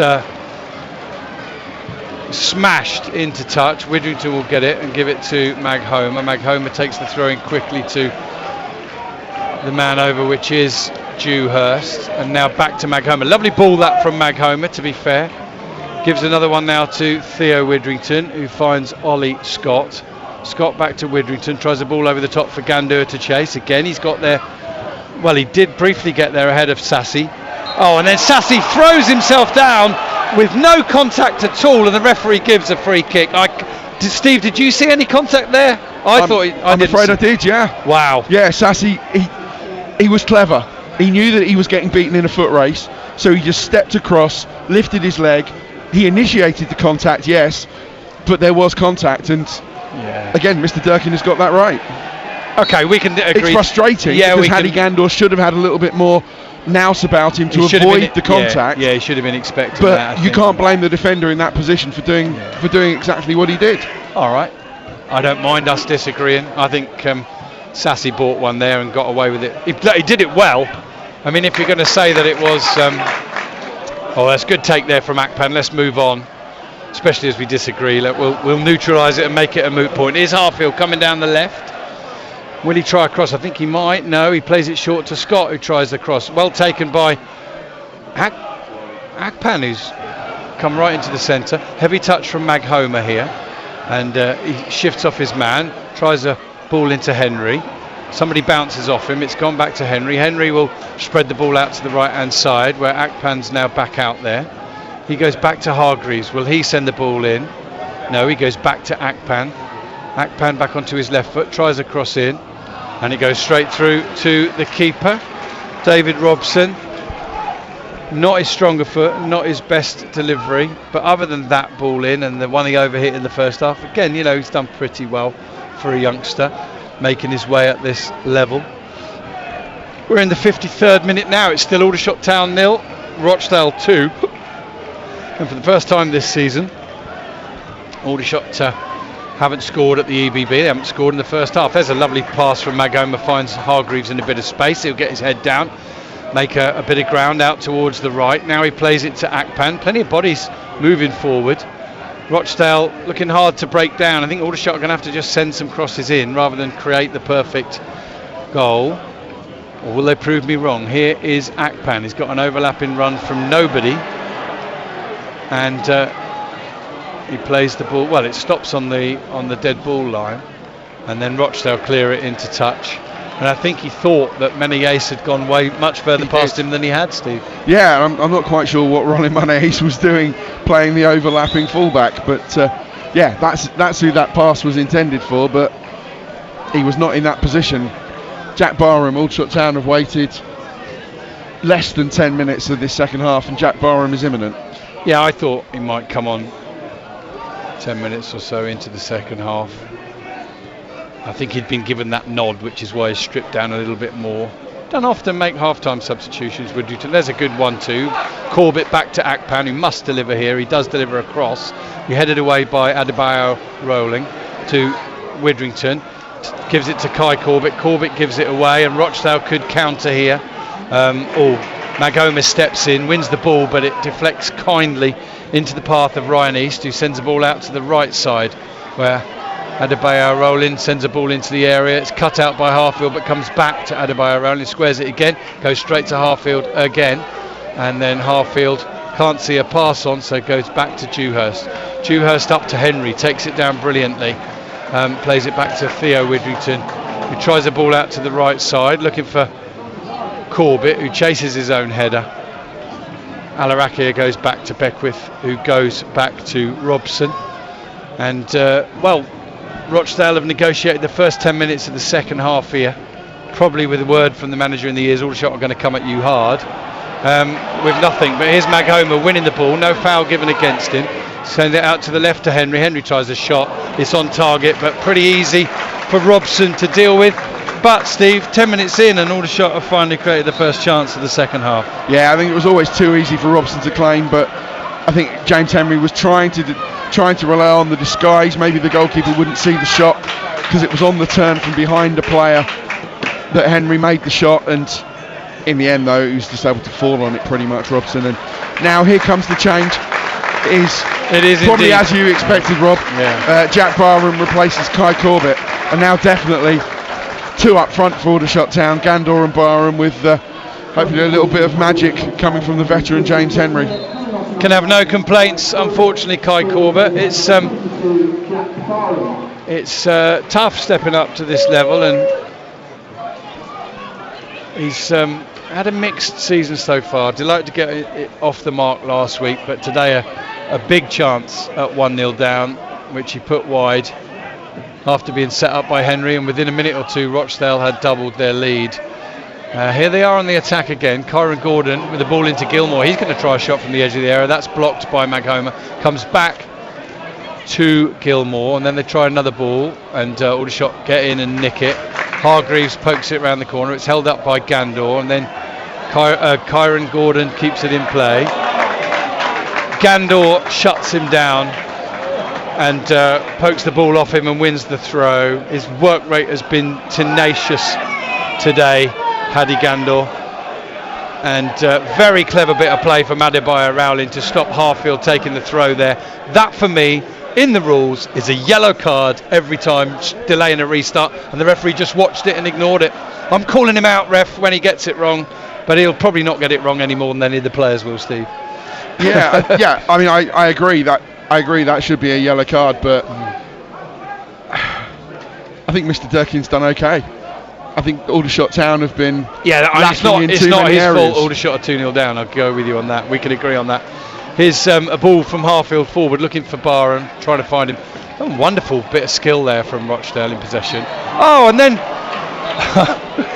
I'm trying to call this, listeners, as no way. Okay, right, let me explain what's going on. Slight bit of contact. Rodney goes down. I was surprised the referee's given a free kick. He's also given a yellow card, but has he given that yellow card to a Rochdale player for dissent? He hasn't waved it in the... I think he has, you know. I think it's just a free kick, which is what it was at most. I think he might have given Gilmore a yellow card. Let's see. There's a ball straight through the middle. Dewhurst will get onto that. I thought for a minute he was going to give a yellow card for the foul, which was just... would have been beyond belief, but on we go. Definitely showed yellow, Steve, but it wasn't clear who it was to. I can tell you, when he waved it, there was no Aldershot players near him. There were two Rochdale players. There's a ball over the top from Widrington, and he's played a few good ones today, but not that one. That one goes all the way through to David Robson, who, as Steve Gibbs mentioned, has not played competitive football for 11 months. And at the moment, he is 31 and a half minutes away from a clean sheet.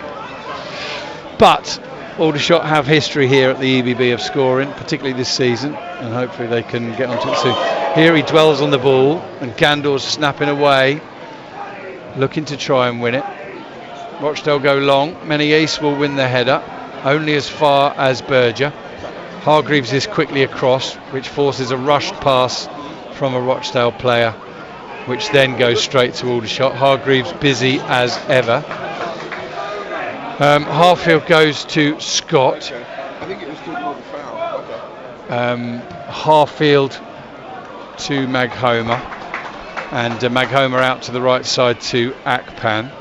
Akpan with the ball through. Henry almost onto it. Robson well off his line and clears to safety. Aldershot have got the ball again. According to the stat person, the yellow card was shown to an Aldershot player, but no player named. Definitely no Aldershot Town player close at the point that he waved it. Widrington sends a ball out to the right hand side. That is just going to bounce twice, 3 times and go into touch for a throw in, I think, to Rochdale. Bit of an optical illusion. Either that or I need to get my lenses subscription looked at, but I thought it'd gone behind for a goal kick. But what did you think? I thought we've goal agreed kick as well. again, Steve. Steve and Robin agreeing, shocker here. It's 2 or 3 times today. No, I mean, this is why you'll know for sure, listeners, and I guess we've got a largely shots-based listenership today, that we always do call it as we see it, and it's for that reason we can, like any other 2 people watching a game of football, disagree. Ball's in touch again for a throw into Shots this time. Hargreaves has got it. He's under a little bit of pressure. Ball runs loose, comes off Hargreaves. He heads it forward to James Henry. Smart turn from him. Looks to find Gandor. Gandor's lost it. Henry's won it back. Henry's done a 360 on the ball, squares it across, and Adebayo Rollin just got a touch on it, and it's poked it. So Aldershot have got to start again on halfway. They go back to Maghoma. He'll go back to Dewhurst, and Dewhurst will have to go up towards halfway, where Rochdale will win it. And if Rochdale can do in the remaining 30 minutes what they did in the first hour, they'll be leaving North East Hampshire with all 3 points today, and Aldershot will be suffering a first home defeat of the season because they lead by 2-0. The goals coming in the 13th and the 25th minute. They make a hash of a forward move there, Rochdale, and the ball's quickly into touch, and Dewhurst receives the ball from Menees. Huge kick forward, missed by a couple of players. Foul given against Jack Barham. I honestly don't know how many of the decisions James Durkin's got right. It's probably upwards of 80%, if not upwards of 90%. I just don't get his inconsistency with giving the slight contact fouls 1 minute and then completely ignoring them the next. And that's the main thing that frustrates me as an onlooker. Berger was about to go down off the ball and then got up again and has sprinted. I don't know whether that was a tactical thing just to try and take some sting out of the play, a pre-planned thing. Maybe he was told, wait, do it in a minute. Possibly, yeah, because there's a Rochdale substitution about to happen. Here's Alarakria bursting forward, sends a ball out to the left for Devante Rodney. He'll have to trudge out of the penalty area to get it under control on the left side. Goes back to Ryan East. East exchanges passes with Berger. Alarakri has got it. Ball forward is poor, straight through to Dewhurst. And Rochdale are readying a substitution. And what's the betting that just before it happens, Berger, who's on a yellow card, goes down as he was going to do just a minute ago. He's absolutely fine. He's sprinting around. And Aldershot it is, who are just, well, Rochdale happy to let them have possession on the edge of their own final third. Here's Harfield, tries a ball straight through the middle for the run-in of Barham. Kyron Gordon will clearly get there first, goes back to Robson. Robson just puts his foot on it and then finds East. Good composure from Rochdale. Now the ball forward to Berger. Berger to Devante Rodney. Mitchell wants the ball out to the right. He doesn't get the touch as Rodney's ball comes to him, but he chases it down. He's certainly no slouch. And here's Adebayo Rowling.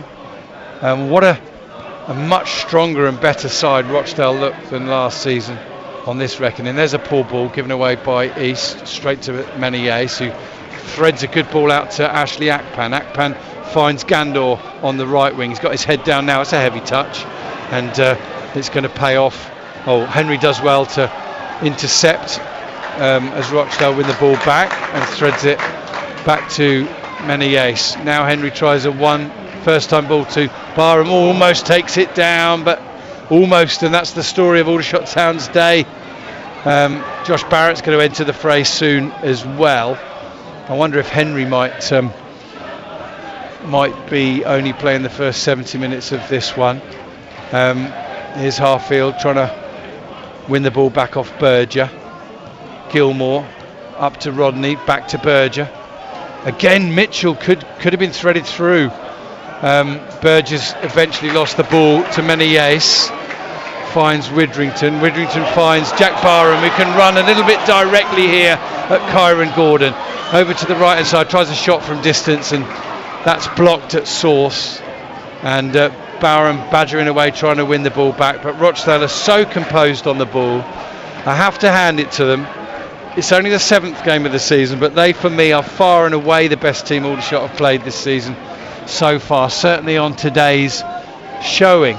Still, both sides await a substitute. I think Rochdale's may come first in the pecking order. Sassy plays a ball forward. Scott gets up and wins it, but can only head it into a space where Berger will pick it up. Barham goes to ground, claims a throw, is given it, but finally with the ball in touch, Rochdale can make their first substitution of the afternoon, and it's Jake Berger, no surprise there, who's coming off and just positioning himself in the middle of the pitch before he does so. And coming on for them, number 21, Conor McBride, formerly of Gateshead, Steve. Yeah, versatile attacking player. It will be a straight swap with Berger, just fresh legs. McBride, lots of crosses, most touches in the box in the in top 10 in this division. Usually starts, and it's Berger who comes on for him, but a bit of rotation from Jimmy McNulty this afternoon, and it's McBride who's coming off the bench, and certainly no reduction in quality in this Dale team. Yeah, and at the same time, Josh Barrett comes on for James Henry, who won't add to his tally of 5 goals this season. This afternoon he came mightily close, didn't he? Rattling the crossbar from that 28-yard free kick in the first half. Still shots nil, Rochdale 2. Barrett out wide to Akpan. 66 3/4 minutes gone now. And Theo Widrington gives the ball straight to Gilmore. Maghomer's very quickly onto the forward pass that was looking for the substitute. Conor McBride and Aldershot regain possession, playing it again. They're still finding it hard to get out of the first. Oh, Dewhurst drills it out to Harfield. It's a little bit heavy. Harfield does really well to keep it in. Ball's back with Theo Widrington. Widrington finds Harfield. Harfield back to Maghomer, and it's a bit flat here, Steve, as England have beaten Ireland 2-0 with 2 former Irish players, Jack Grealish and Declan Rice. So the irony. Absolutely, it was always going to be, wasn't it? The script was written, but yeah, I think the flat atmosphere here this afternoon is testament to how well Rochdale have done. They took their opportunities early on, gave themselves something to defend, and they've done it all too easily. Aldershot Town, conversely, have been very much below par, not the irresistible attacking force that we expected from previous games, and also committing some pretty soft defensive errors. Ryan Jones is now also on for Ollie Scott, so that's 3 substitutions now for the Shots. A fresh look about them. Can they score not once but twice in the remaining 22 minutes plus added time, without of course conceding in that time? Harfield sends the ball down. Ryan Jones with a good first touch, but his second is straight to Gilmore, and then Ryan Jones comes in and just bounces off of Gilmore, the former FC Halifax Town player. Rochdale very composed in possession when they win it back, and they'll go back to Sassy and then back to Robson, who goes out wide to Sam Beckwith, 22-year-old former Maidenhead player. A lot of people's eyes thought he would step up to the Football League this season, but Rochdale kept him at the National League, and what a tidy acquisition he is. Rochdale, to be honest, on the day, and I appreciate we're only seeing them as a snapshot, they look to have the perfect balance throughout their team of strength, height, pace, creativity, variety, finishing ability. Yeah. And I think they're right up where they are on merit. Absolutely, yeah. I think previously before this afternoon, they hadn't scored enough goals, but yeah, Aldershot Town have been the authors of their own downfall, helped to gift Rochdale a couple of goals, but certainly at the moment they're more than good value for this victory. At this rate, Aldershot, well, let's just hold on now as the ball runs. Good decent ball out to the right hand side. It beat the Rochdale defender, but Akpan couldn't quite get there. At this current rate of creating chances, Steve, I don't want to put a downer on any positive hopes that everybody from Red and Blue connections have got, but they've created one chance in the opening 25 minutes of the second half, and at that ratio they're not getting back into this game, Steve. No, and I think therein tells the story. Yes, Rochdale have been good, but Aldershot Town have been very much below par, and yes, that's credit to the Rochdale defence as well, but Aldershot Town can score, particularly at the Ebb Stadium. They can score against any team, and they haven't really threatened as much as you would have expected them. They haven't shown as much as you would have expected them. And now another change from Jimmy McNulty. I think it's Finley Armstrong coming on. Finley Armstrong coming on, who is a left wing back, but perhaps more defensively minded because his secondary position is as a centre back, and he's replacing Alarakia, who's a left wing back, who's very much a winger. International teammate and colleague of Haji Manoga these days of Salford City. For those of us that logged into the African nations to watch a couple of those Tanzania games, Alarakia, I think he started the first one, or was it the second, but Manoga played all three. They didn't qualify from their group. There's a tough take for Hargreaves, and he takes it, and he is then fouled. And Durkin gives the foul, as well as it being a foul. If you've been listening to the whole game, you'll appreciate the irony in that one. It's taken quickly by Shots. Barrett pings the ball out to the left. Comes off the head of Adebayo rolling. Ryan Jones quickly onto the ball and plays it back to Theo Widrington, who skips forward now. Plays it out to the left-hand side. Ryan Jones, can he get across? And he can. Barham was lurking at the near post, but so too was David Robson. And again, Aldershot can't quite deliver in that final third. Something we've not really said so far this season. But credit there to Rochdale, who may be about to do something no other team's done this season, to keep a clean sheet against the Shots. Is a long ball from the keeper going all the way through. Mitchell was interested, but it went all the way through to Dewhurst in the end.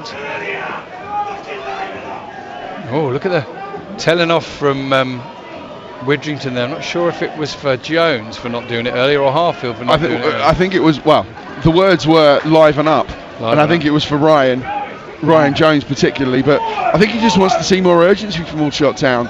It's do or die now. There's less than 20 minutes left. Get the kitchen sink out. Absolutely. Where is it? It's nowhere to be seen at the moment, I'm afraid. Aldershot Town are going down with a whimper.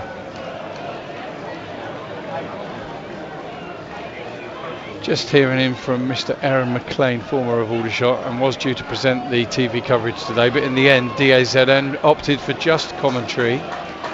Luke Garrard part of that commentary team. Chris is the name of the commentator, I don't know him. Still 2-0 to Rochdale. Here's Barrett pinging the ball out to the left side. Jones jumps with Adebayo around, and Aldershot trying to hustle the ball back. It's been really well won by Conor McBride, and he's kept it, given it to his teammate. And the very least that Widrington wants, Tommy that is continued high work rate from his team. But Rochdale have beaten the press again, sent it out to the left-hand side. And ball through, and again, Mitchell was the target. Again, he got away from Maghoma, but Dewhurst was quickly off his line and snaffled it. Mitchell wants another goal to add to his tally. Ball through the middle from Theo Widrington, finds Barrett. Barrett sends it further left out to Ryan Jones. Can the Shots get back in it? And can we end up with a rousing grandstand finish today? Let's see. Here's Theo Widrington sending it out to the right hand side to Akpan. Akpan back inside to Hargreaves. They're without the creativity of James Henry now. Here's Akpan back to Hargreaves. Hargreaves back out to Meneghes. At some point Aldershot have got to try the defence splitting pass or get the ball into the box. Hargreaves it is who's going to wander inside and then play it back out to Akpan, who plays it back to Meneghes. Meneghes plays it back in to Maghoma, and Maghoma's pass is stray. McBride finds Mitchell. Rochdale have won it back. Far too many passes to get nowhere for Aldershot, and again it's huge credit to the visitors. Adebayo rolling now down the right hand side, goes back to McBride, and one more strike and Rochdale can put this one to bed here, with Aldershot creating very, very little. And Theo Widrington dives in, can't win the ball. Gilmore plays the ball looking for Mitchell. So many balls looking for Mitchell to this point. Now Theo Widrington went down heavy there. Is he okay? Looks like he is. Dewhurst has quickly spread the ball out to Akpan. Aldershot need a lift, Steve. They need to lift the crowd, or the crowd need to lift them. This is way too flat. Yeah, at the moment they need to go down fighting. At least give Rochdale a thought of, we've done well to win there, because at the moment they're winning at an absolute canter. It's far too easy, and I can see why Tommy was, whether it was Ryan Jones, Ollie Harfield, the whole team, when he was telling them to lift the tempo, because this is not the Aldershot Town that we have seen in the opening 3 games of the season. Steve Gibbs, I'm Rob Worrell. You're listening to BBC Surrey Sport, where the Shots for the first time this season at home are struggling. 2-0 down at home to Rochdale. Here's Harfield on the attack. Shots attacking the East Bank end. Theo Widrington inside to Barrett. Bit of an extravagant back heel. Hargreaves has to go back to get it, but Aldershot do keep possession. Akpan just can't get past his man there on the right hand side. Has to turn back almost every time. Menayes Maghoma, he's rummaging forward. Plays the wall pass off of Ryan Jones. And again Maghoma comes, tries a pass, comes firmly back up a Rochdale player, crashes into his shin and goes behind the goal at the East Bank end, and Rochdale make another substitution, and it's Leon Ayindi who's coming on, and coming off is Devante Rodney. And that's what you can afford to do now if you're 2-0 up away from home, is keep ringing the changes. Yeah. And again this season it's a 2,565 attendance, so all 4 attendances have been in that round there or thereabouts, that 2,500 mark, and slightly out with 180 prediction for Rochdale fans is 169. Nevertheless, that's a very healthy number, and as it stands, they will be heading back up north. Very, very pleased with Rochdale's start to the season and their day's work today. Here's an attempt to cut a ball forward, a pass forward, cut out by Harfield, off the Rochdale player into touch, throw into the Shots, level with the edge of their own penalty area. 78 minutes, very nearly gone. And here, as ever, with a point to make, is Steve Gibbs. Yeah, Ayindi, a striker who can play wide as well. Lots of goals in the Ipswich Academy system. He'll be looking to prove a point. But yeah, 169 people who will have thoroughly enjoyed their day out in North East Hampshire, and at the moment thoroughly deserving their win. And what I think you could have said was a promising start, a positive start to the season for Rochdale, I think today becomes a very good start, because they've been superb value at, cliche alert, one of the most difficult places to go to in the National League, and they've made Aldershot Town look very ordinary. Yeah, we have to tell as it is, listeners. Apologies if it's not what you want to hear, but it is the truth. It was pretty even in the first half. Both sides created 5 chances. Rochdale's in truth were better, and they took them. Well done Ryan Jones, drifting onto what looked like a 50-50 ball.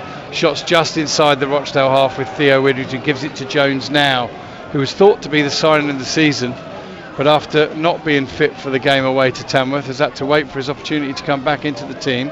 Here's Josh Barrett back on the pitch for Shots. Harfield, Widrington, ball out to the left for Barrett. Barrett has to be incredibly acrobatic to even try and keep it in play, and he can't get onto it. And the Shots are firing a blank here this afternoon so far, and they've got just 10.5 minutes plus added time to try and pull something out of the bag. The TV cameras have turned up and the Shots have gone shot shy, Steve. They have. It's Aldershot Town that haven't turned up this afternoon. Huge credit to Rochdale. They've been brilliant front to back. They've got their game plan exactly right. They found Aldershot Town on probably a below par day.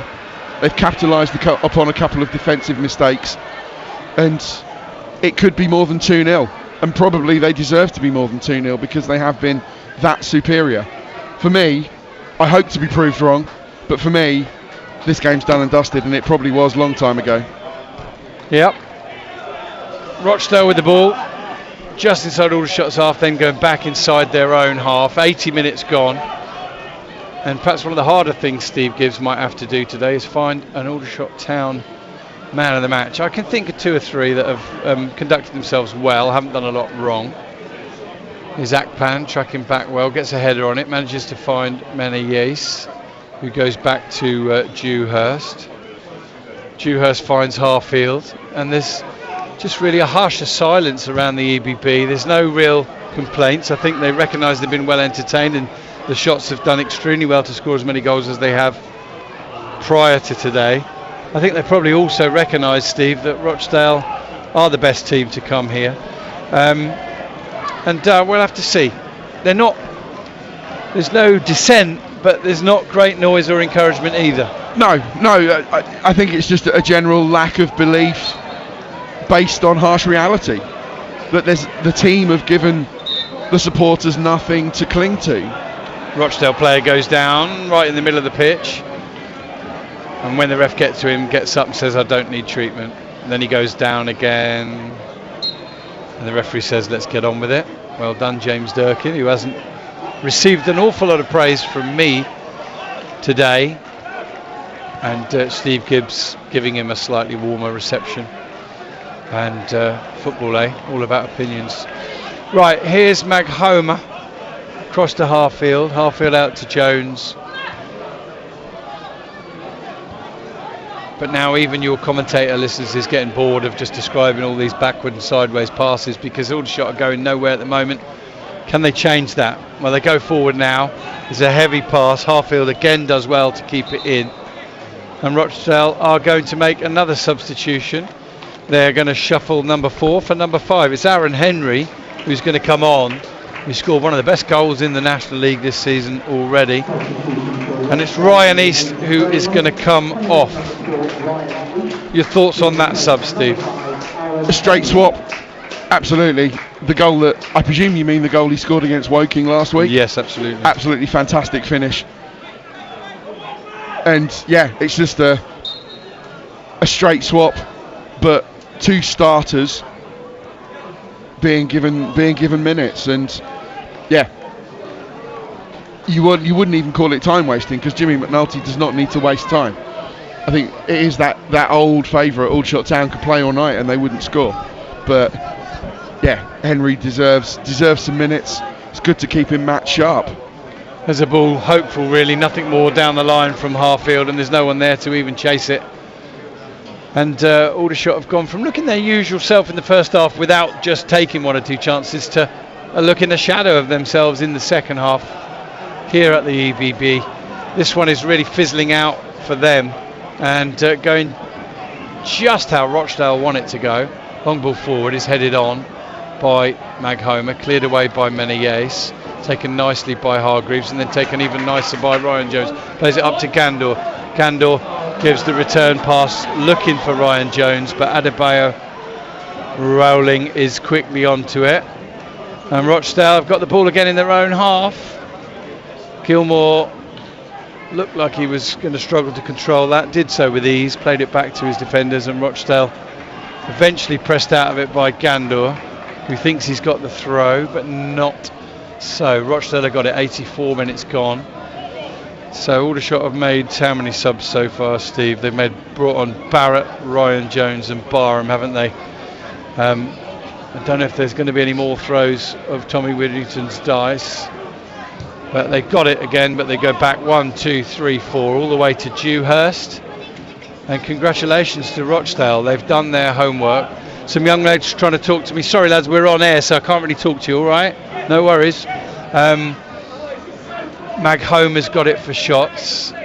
Widrington back to Maghoma, and the clock ticks on, and Aldershot have still only created 1 decent chance in the second half. That was from James Henry, who's now departed, with a shot straight at Robson. And now they're attacking down the right side. A good 1-2. Jones has sent the ball forward to Akpan, comes forward. Is it prodded behind for a corner? No.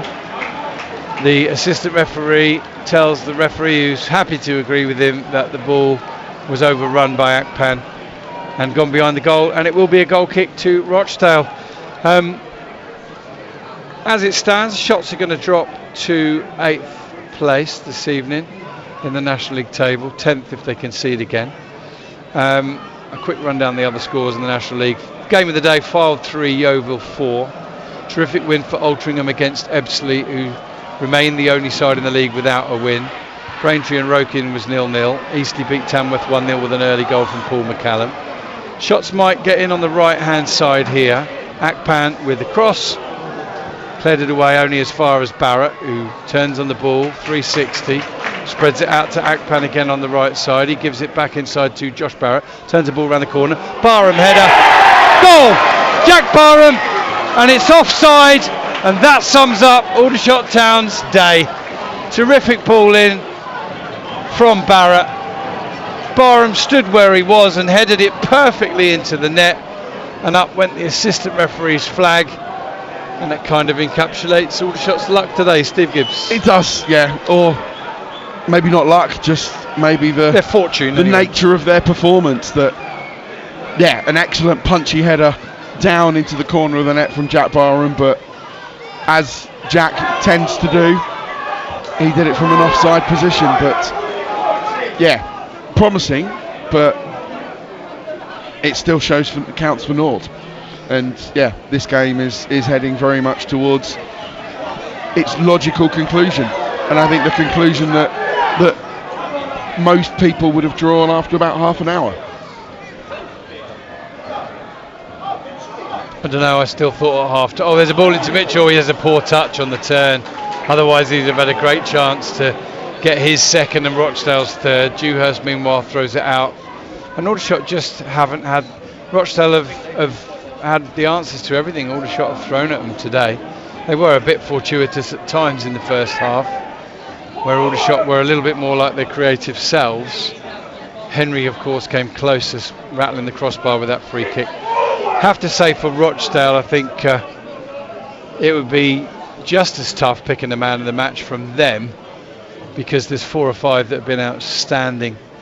No one for me better than Toby Adebayo rolling on the right wing back role. He's been everywhere coming forward and everywhere coming back, and his free kick given to Aldershot taken quickly by Harfield, and they can ping it around in their own half at ease. But the 2 goals down is Barrett onto a nice touch from Barham out to the left to Harfield.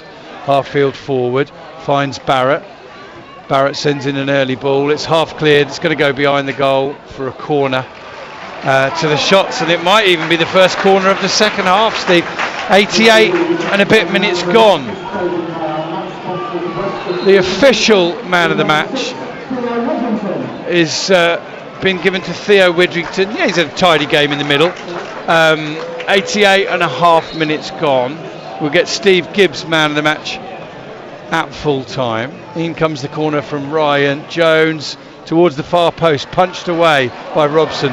Barrett receives it, falls down, but gets up again. He's on his left foot, little ball in, comes off the head of Gandor. He didn't know a lot about it, to be fair, and it goes wide behind the goal away to our left. Goal kick to Rochdale, and it remains Rochdale 2 goals ahead here at the EBB, as a Rochdale player goes down with cramp, and we've got 1 minute left plus whatever the referee decides to add on. Such a disappointing day, particularly, Steve, in the second half, where the shots have gone to what I called their strongest bench ever, and it has made the slightest bit of difference. In fact, it's got worse. Yeah, I think the inevitability of the result, the pointlessness really of trying to get something out of this Rochdale team, who are in no mood to give Aldershot Town anything.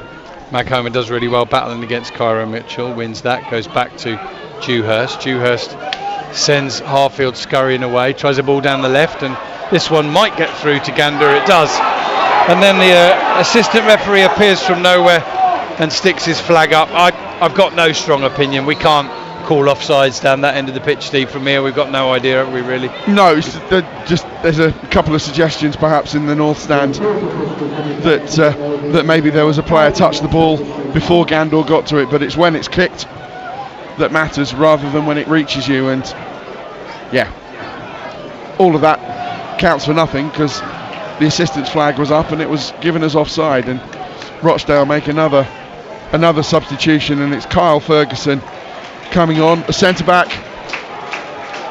and he is replacing Sam Beckwith, a centre back. Straight swap Just resting some key players. You might think, Steve, two of the best left centre backs in the division in the same squad, actually. Yeah, absolutely. If that's the Ferguson I think it is, I'm sorry, maybe getting mixed up with another Ferguson. It's Kyle Ferguson, son of Scotland international Barry. All right, here's the ball forward from Rochdale. So not the Ferguson who's played up north at Hartlepool and one or two others. No, he's still at Hartlepool, isn't he? That's right. Yeah, and I don't remember Barry Ferguson being particularly tall. Or Alex, or Duncan.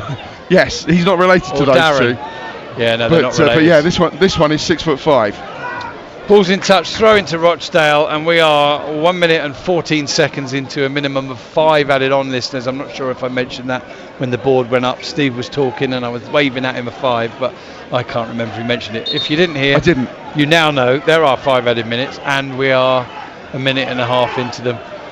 Throw in is taken to Mitchell, holding the ball up just inside the penalty area. Hargreaves is back there and won it, and played it off the Rochdale player McBride. In touch, throw into Aldershot, and I don't think Mr. Widrington, clearly he's not going to be happy with what his team have done today, but I think he'll be the first to admit that Rochdale have thoroughly deserved the 3 points this afternoon. Certainly by the end of the game, pretty even first half. Shots in possession, but once again, no way through this Rochdale defence, which has conceded less goals than any other in the National League. And to be honest with you, the nearer we get to the final whistle, 2-0 up, the more Rochdale are focusing on just making sure that they don't concede today and that they add a clean sheet to the 3 points. Hargreaves is being dispossessed here by Mitchell. He's won it back and then he's won the foul.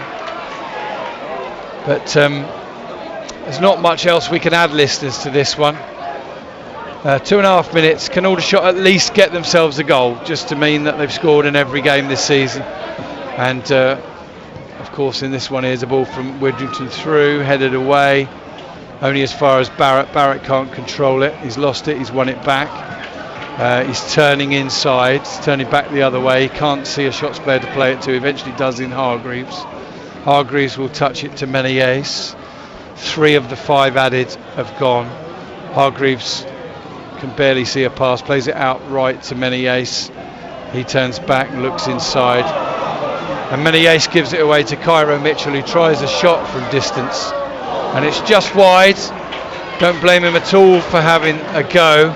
It's behind the goal, and it spurs a few people to say, right, enough's enough. There's no way Aldershot are getting anything out of this game in terms of points anyway. They look very unlike scoring, and off they turn and disappear. There's a ball from Maghomer down the left, chased by Harfield. Will he get there? No. And the ball drifts into touch. Throw into Rochdale. They'll probably waste a fair bit of the remaining minute and a quarter. And no doubt where the points are going, and that's back up to the northwest, and thoroughly well deserved by Rochdale.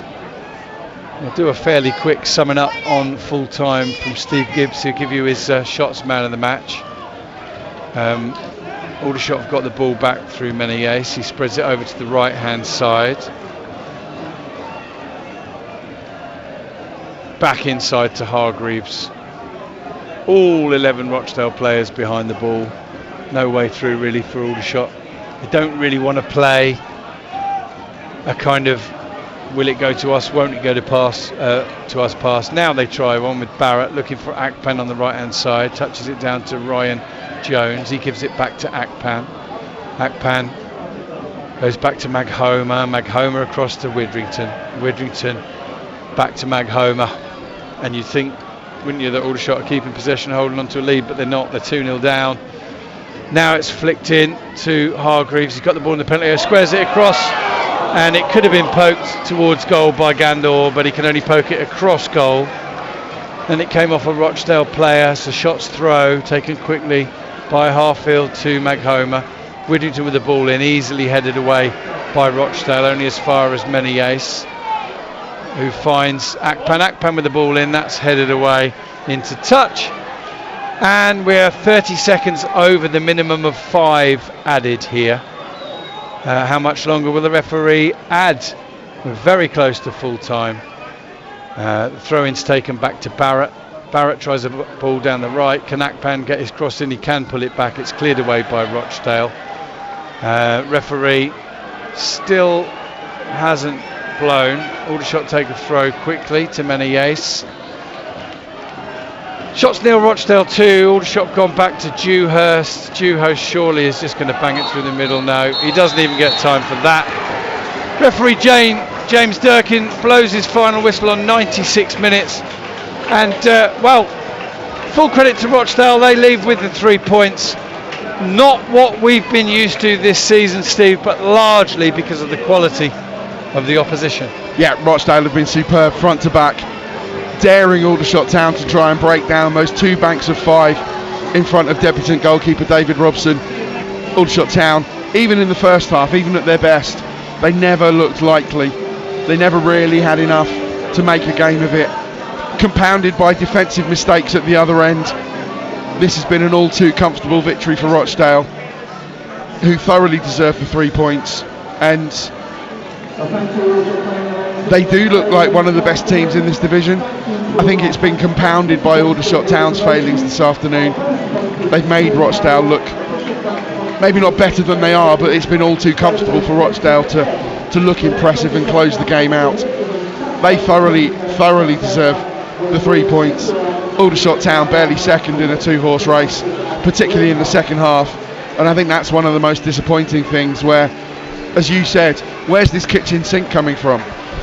It never materialised. Rochdale never allowed it to materialise, but Aldershot Town barely seemed to get out of second gear in the second half. There was no momentum, they didn't really look like they were going to ask or were capable of asking Rochdale any different questions. They just needed to show something different and make Rochdale work, and then at least if Rochdale countered that, at least go, well, we tried.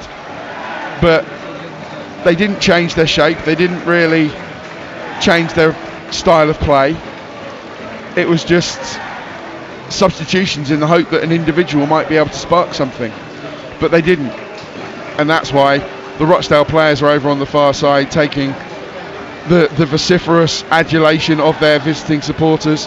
All 169 of them who've come down from the northwest and have thoroughly enjoyed their day out, and collectively they deserve the 3 points. Yeah, well, my man of the match for Aldershot Town, I would probably say Cameron Hargreaves, who never gave up, but there's been precious few Aldershot Town players that can say they performed at even their average today. They simply weren't allowed to. They were on a bad day, but also they simply weren't allowed to by a Rochdale team that, in the best possible sense, strangulated the life out of this game. They capitalised on mistakes and then they just killed it stone dead, and that is the sign of a very, very good team.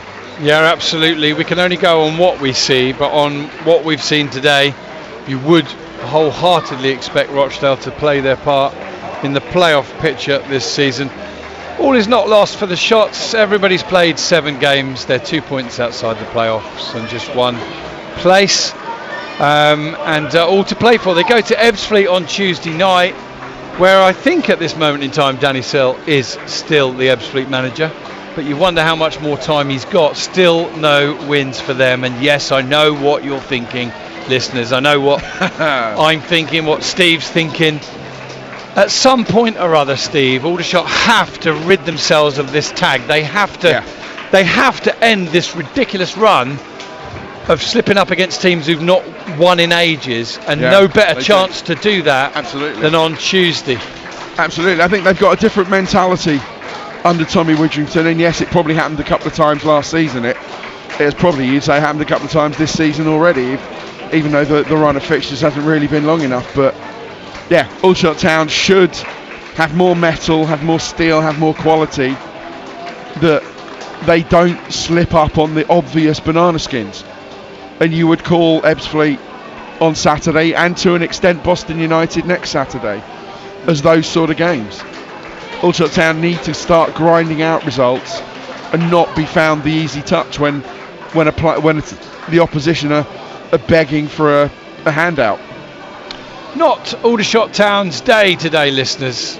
In truth, there have been many already this season, so one to brush themselves down and carry on. No better opportunity to do that on Tuesday night at Ebbsfleet United, where if you like a good midweek commentary and you can't get to Ebbsfleet, you should enjoy it if he keeps his word and joins me for co-commentary, Mr. Mark White, the Dorking Wanderers manager.